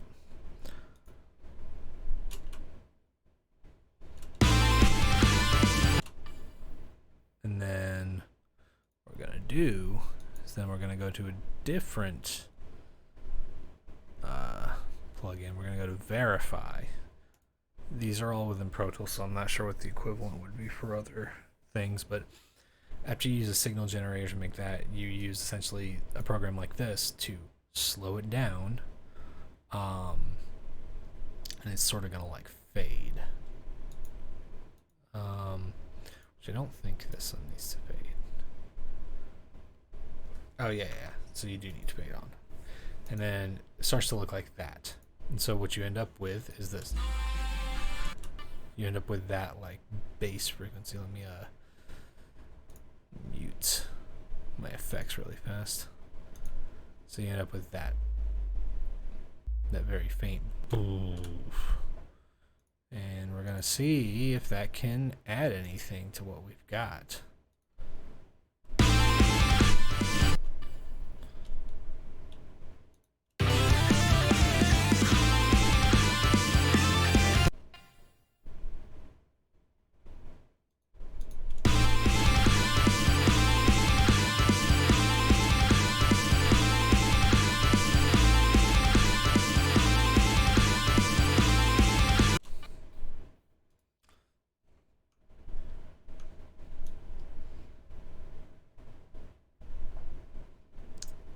Put it at the beginning of our verses.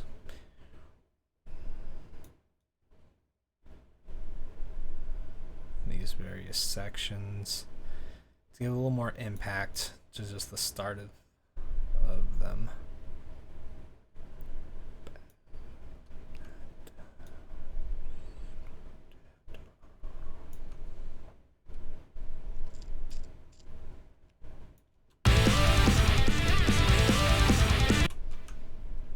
Okay. Let's see.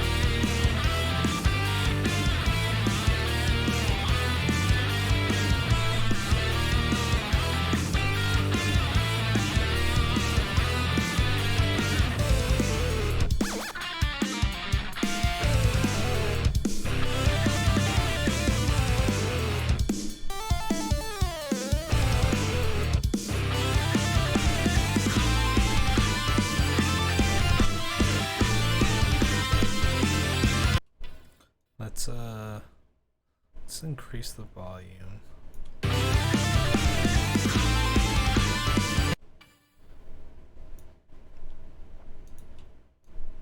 Of our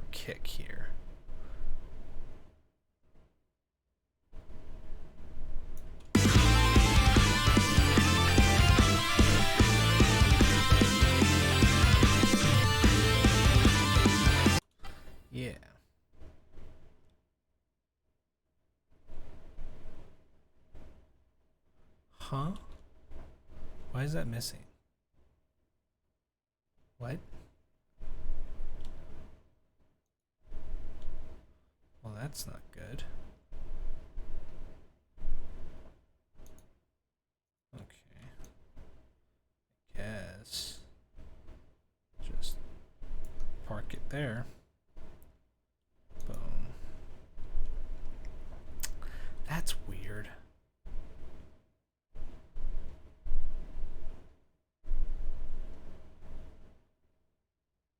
Okay.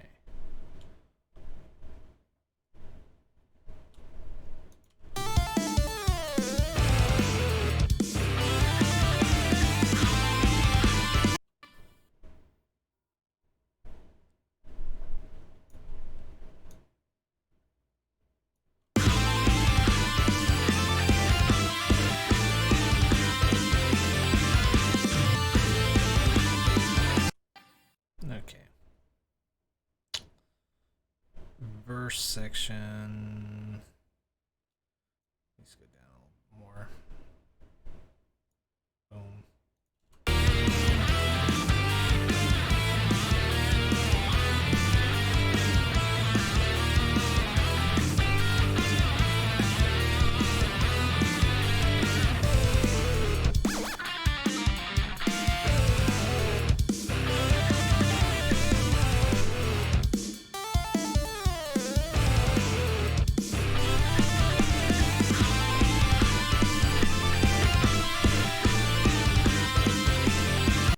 Okay. I'll listen back to the lead for the verses one more time. Make sure that because it sounds a little more distant than I want it to.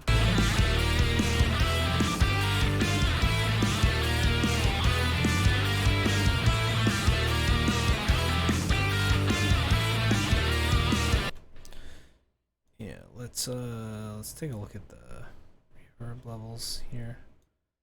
I think that I can afford to lower this just a hair.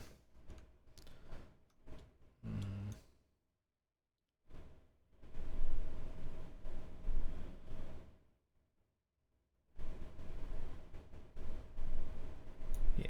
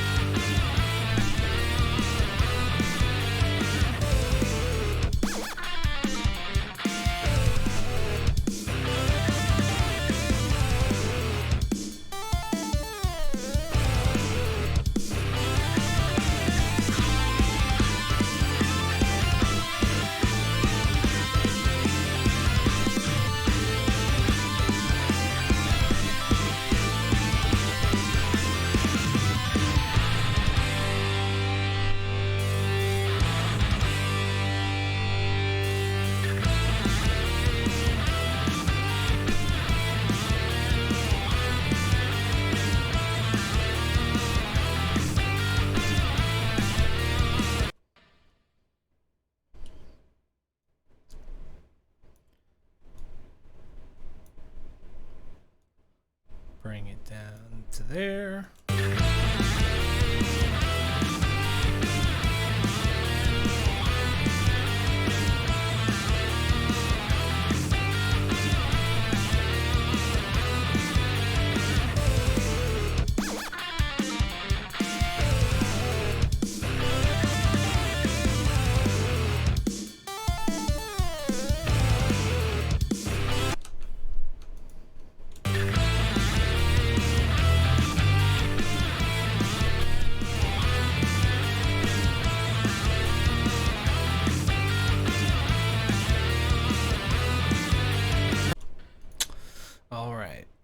So here's where I'm going to get into just like a little bit of mastering.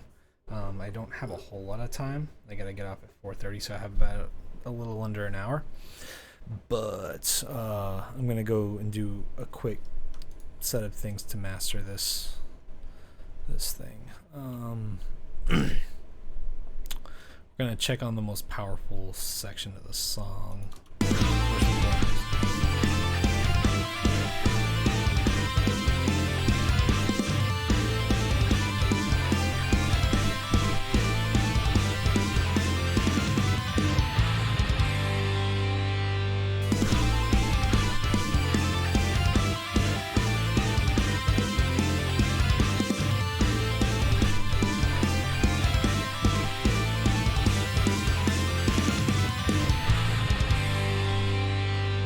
So a little trick that I learned that's pretty good about for what like to put on your master bus, you can if you DS, usually most things are around 7k hertz whenever like at their starting point. If you DS about -3 dB and you go in and then you add a little bump to the 10k range, you can really make it pop. Like, this is without it.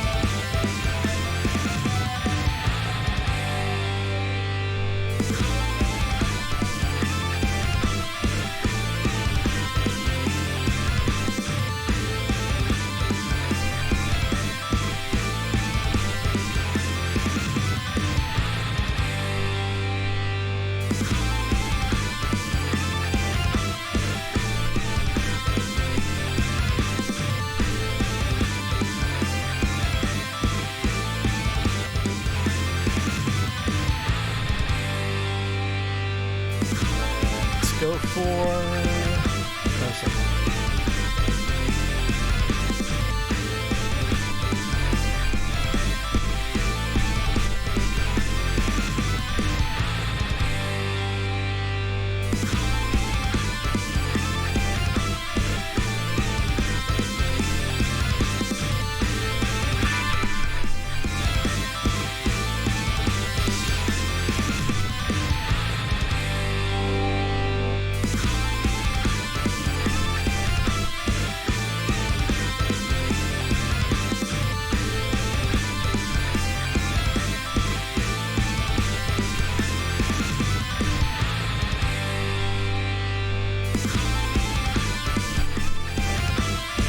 Okay, then the last couple things that I can do, I'm trying to think. Let's go with Neutron 3 elements. Let's work a little bit with this. This program is really cool. If you haven't used any stuff by if you haven't used any of the stuff by this company, it's very good. Oh crap.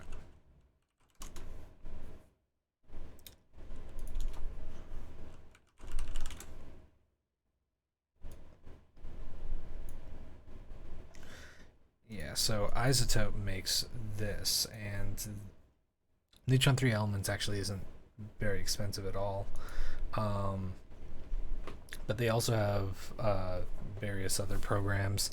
What was the one that? Let's see. So Neutron is very good. Also, make sure you check out Ozone, because Ozone's really good. Ozone's got a lot of stuff in it.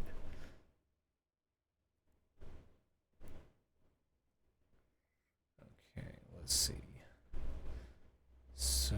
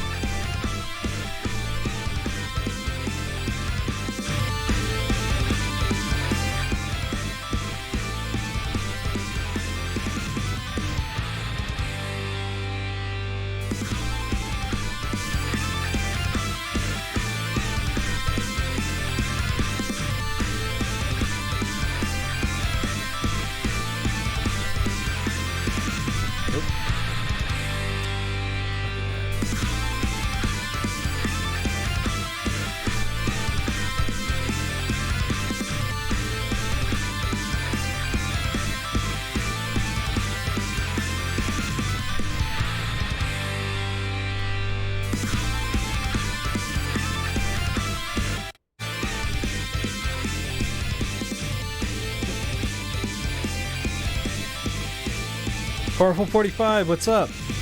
Thank you.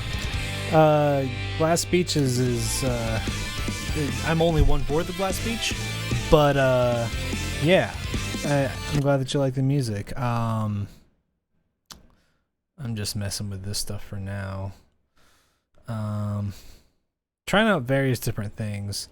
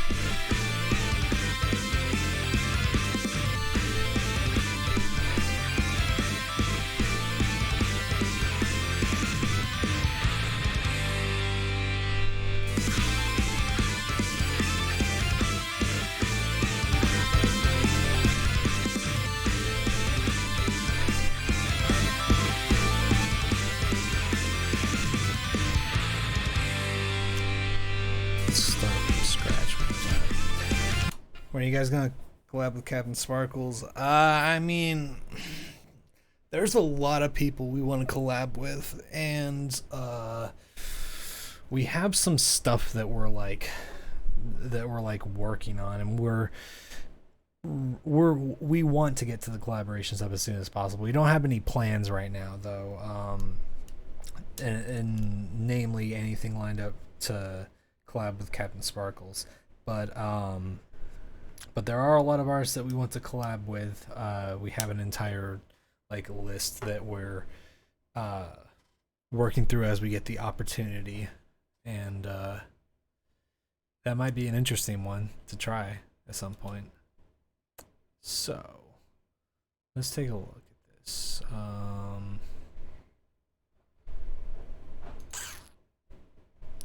Get rid of all of this. Factory default.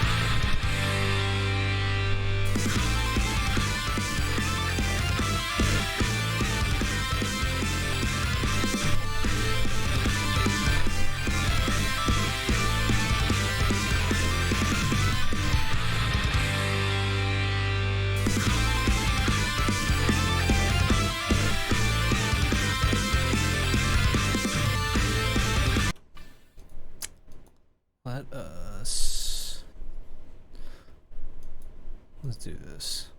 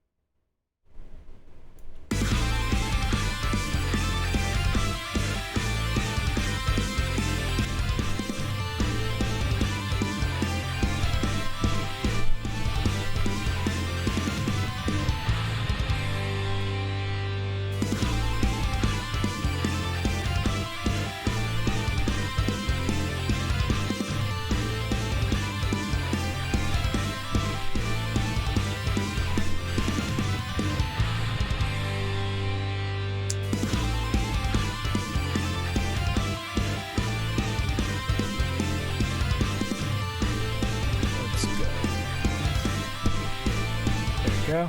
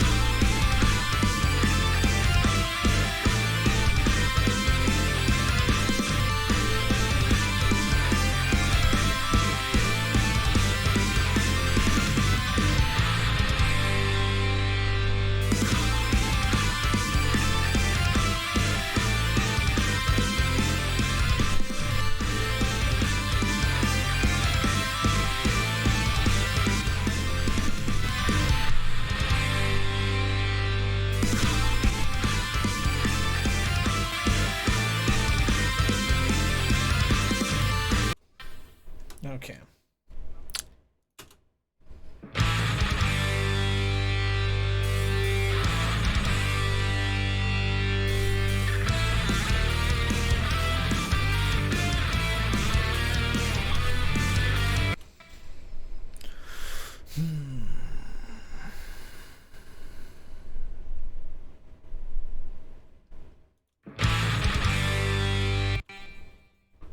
Wait a second.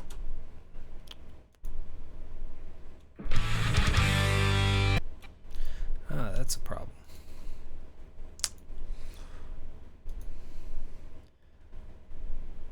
Boop.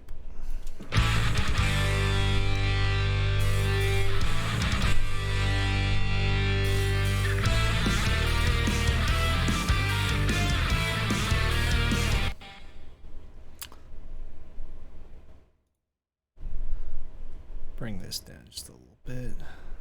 3.4 should be fine.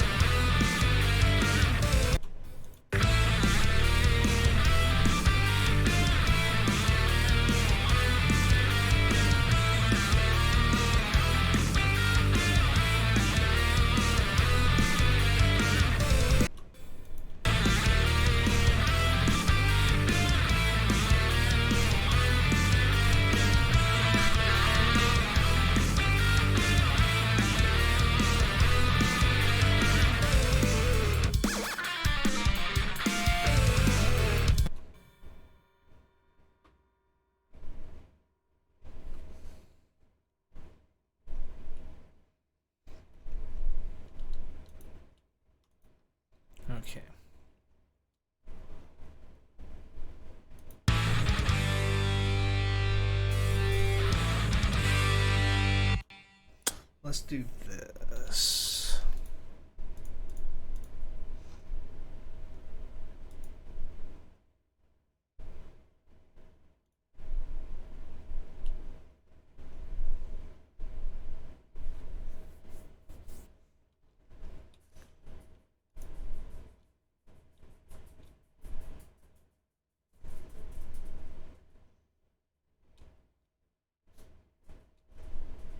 Here we go.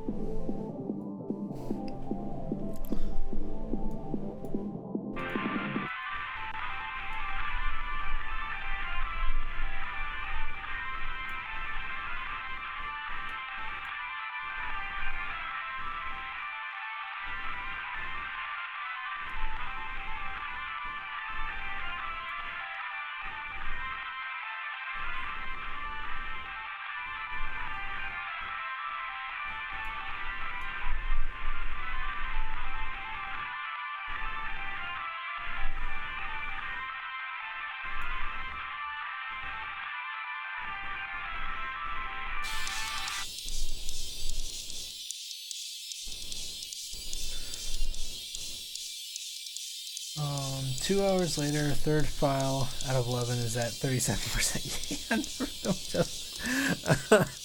I feel you, man. I wish I had fiber also. It would make a lot of things in my life easier.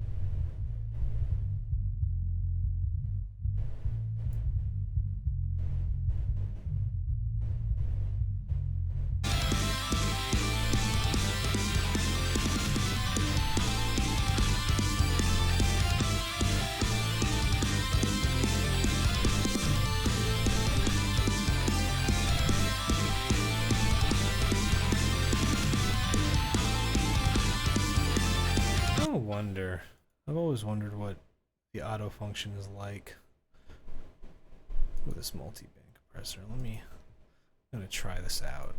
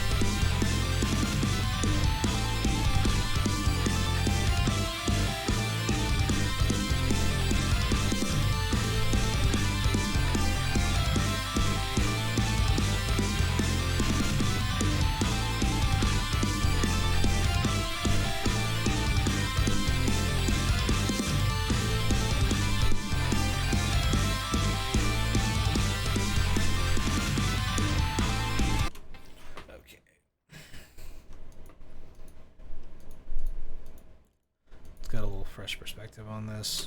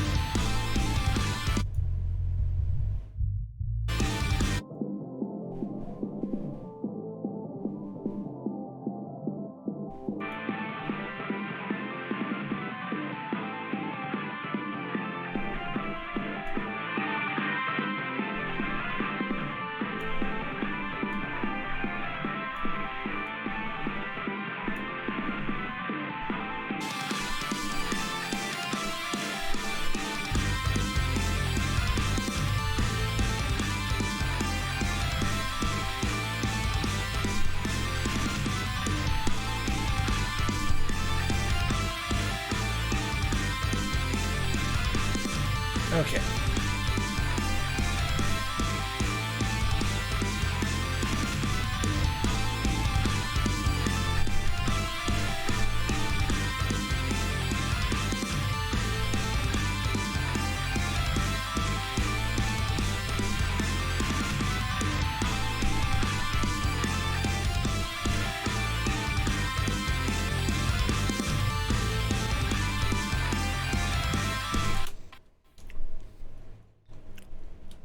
Let's start listening through.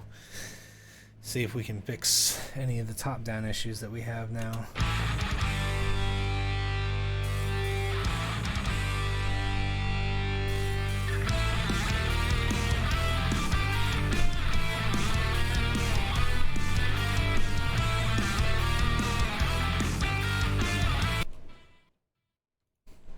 Actually, hold on.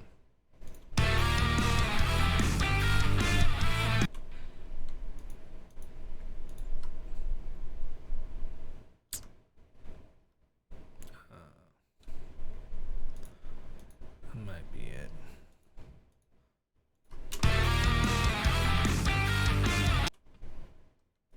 Yeah. Okay.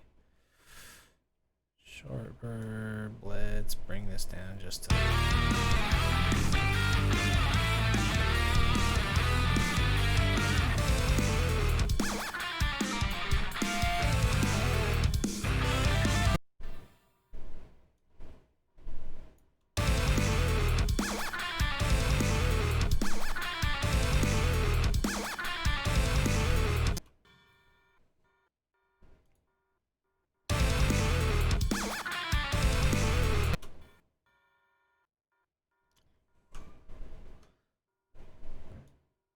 Get rid of all this.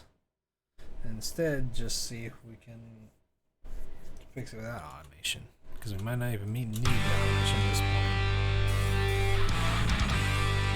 Chillwave, Glass Beach song.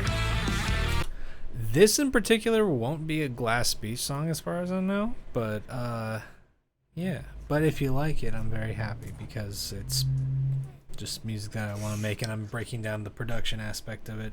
That's what Music Mondays are for, pretty much.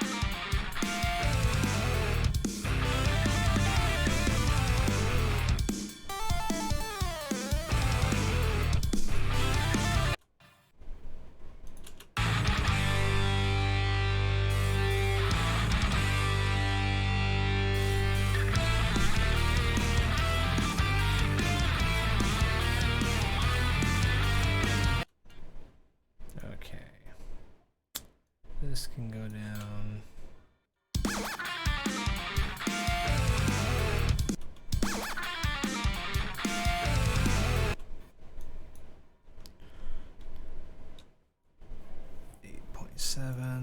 Let's try 7.9.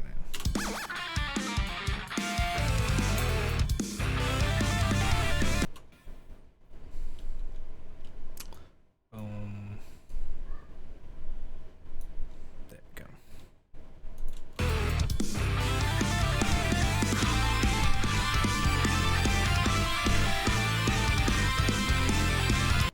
Oh God, okay. That's a lot of reverb.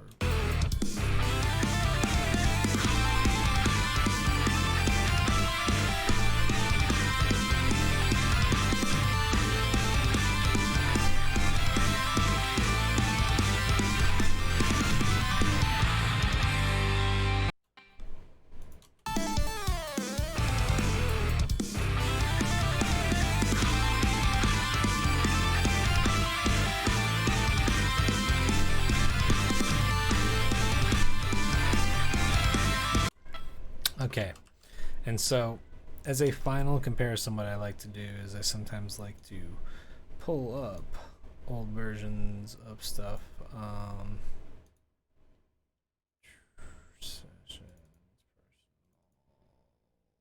There it is. Let's listen to the rough that we had before, and then let's compare it with our new mix.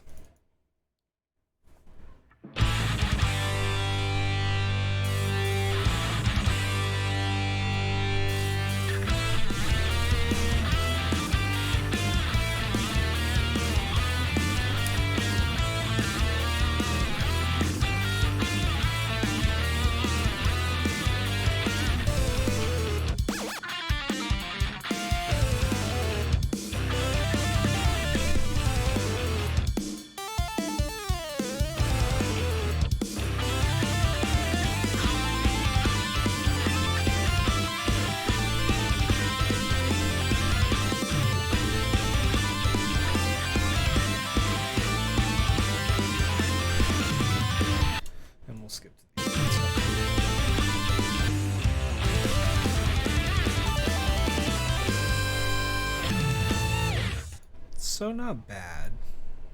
Not bad. Definitely the lead is made louder than it needs to be. There's a few harmonic issues that we solved. So let's hear what we have right now.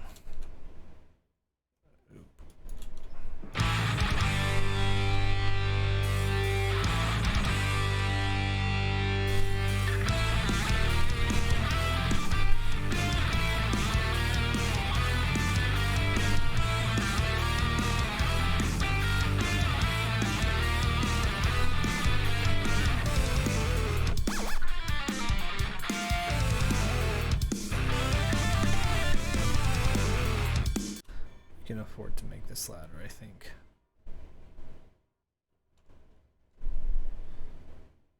Yeah, because okay.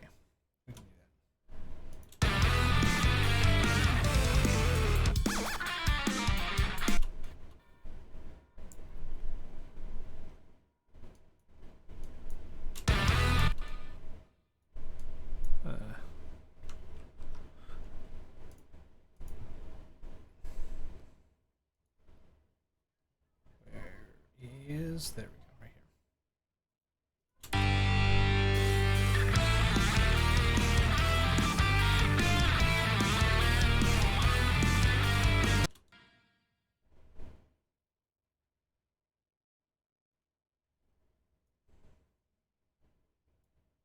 Oh, oops.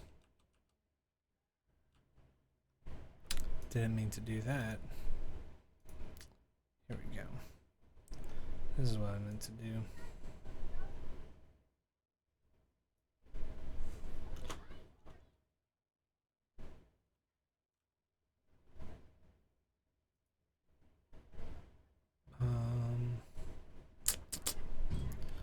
Let's just try really fast. Getting rid of the automation.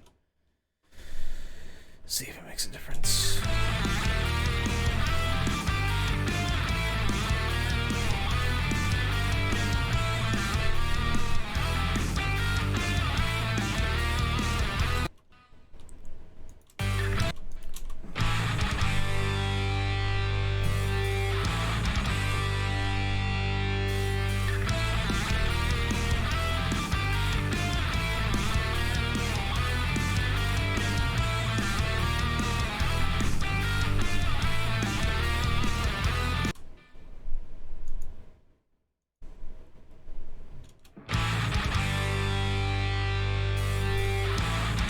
Bring in the octave a little bit more.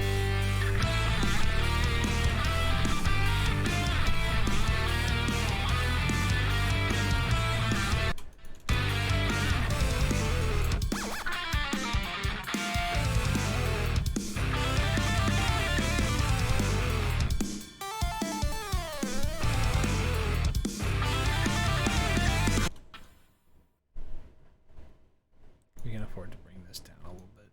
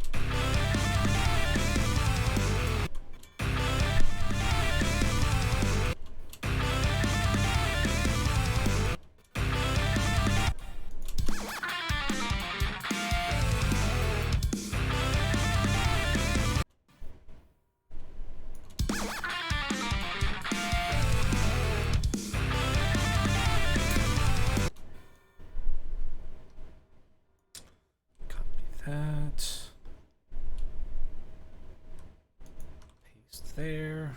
Okay, cool. Let's try that again.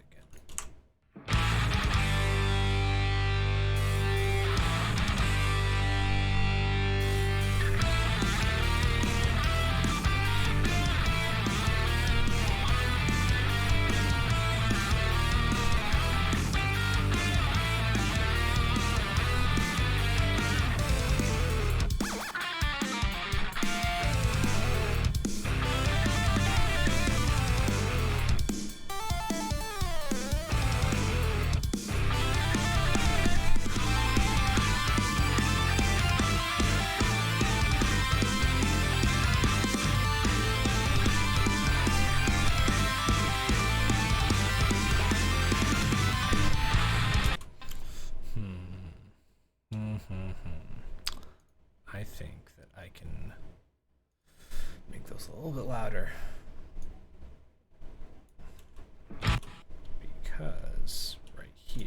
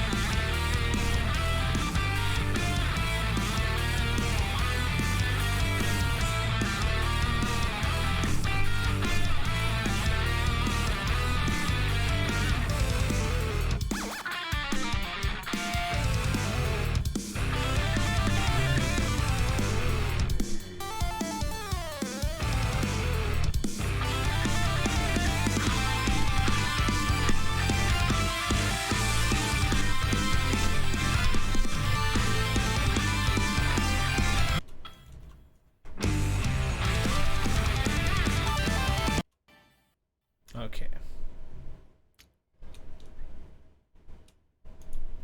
I'll do that. There we go.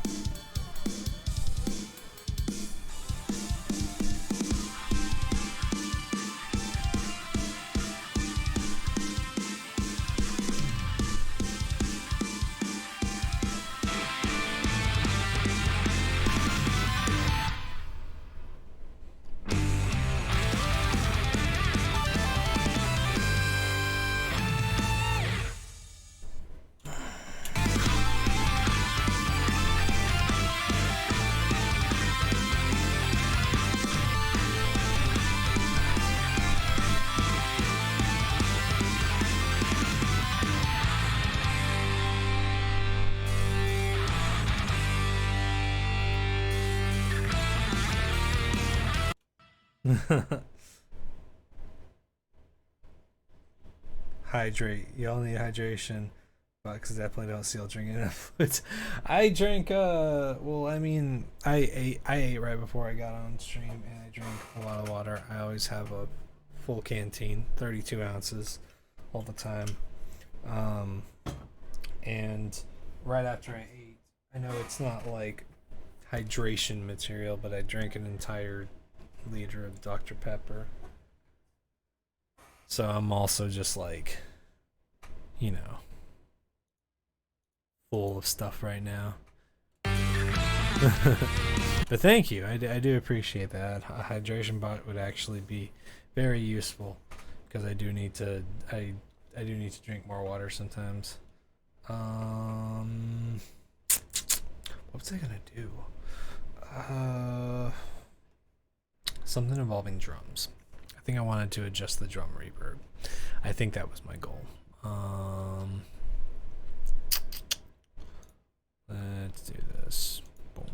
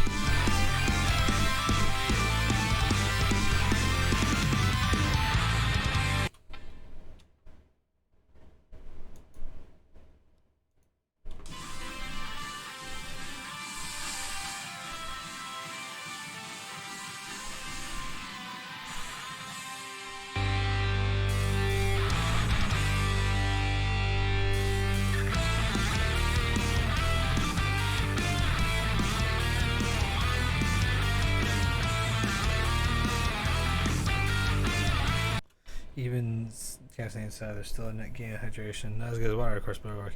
Yeah, basically. Okay, it's 4:30. I think I've got a good amount of work done on this. I don't know if I'm completely happy with the mix, but I definitely think this is a good stopping point.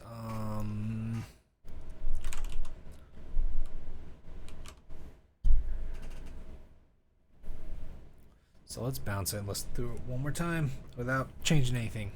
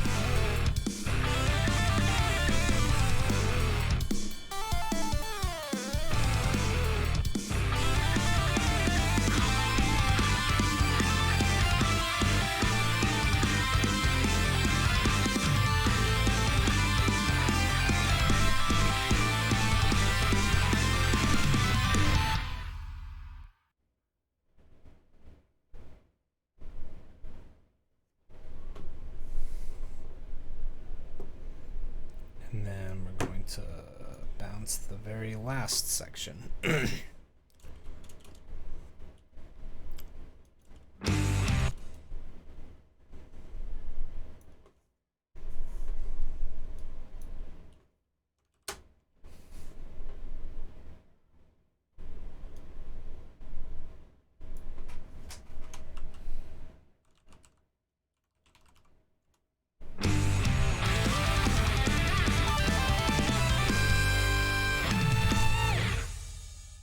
Cool. All right, y'all. We got that done.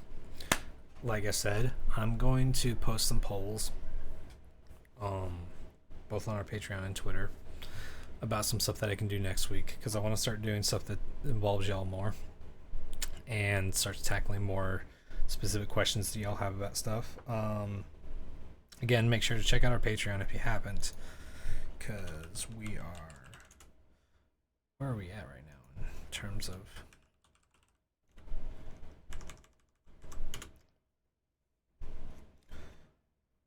Yeah, we're about 41 patrons away from our last goal that we have set up.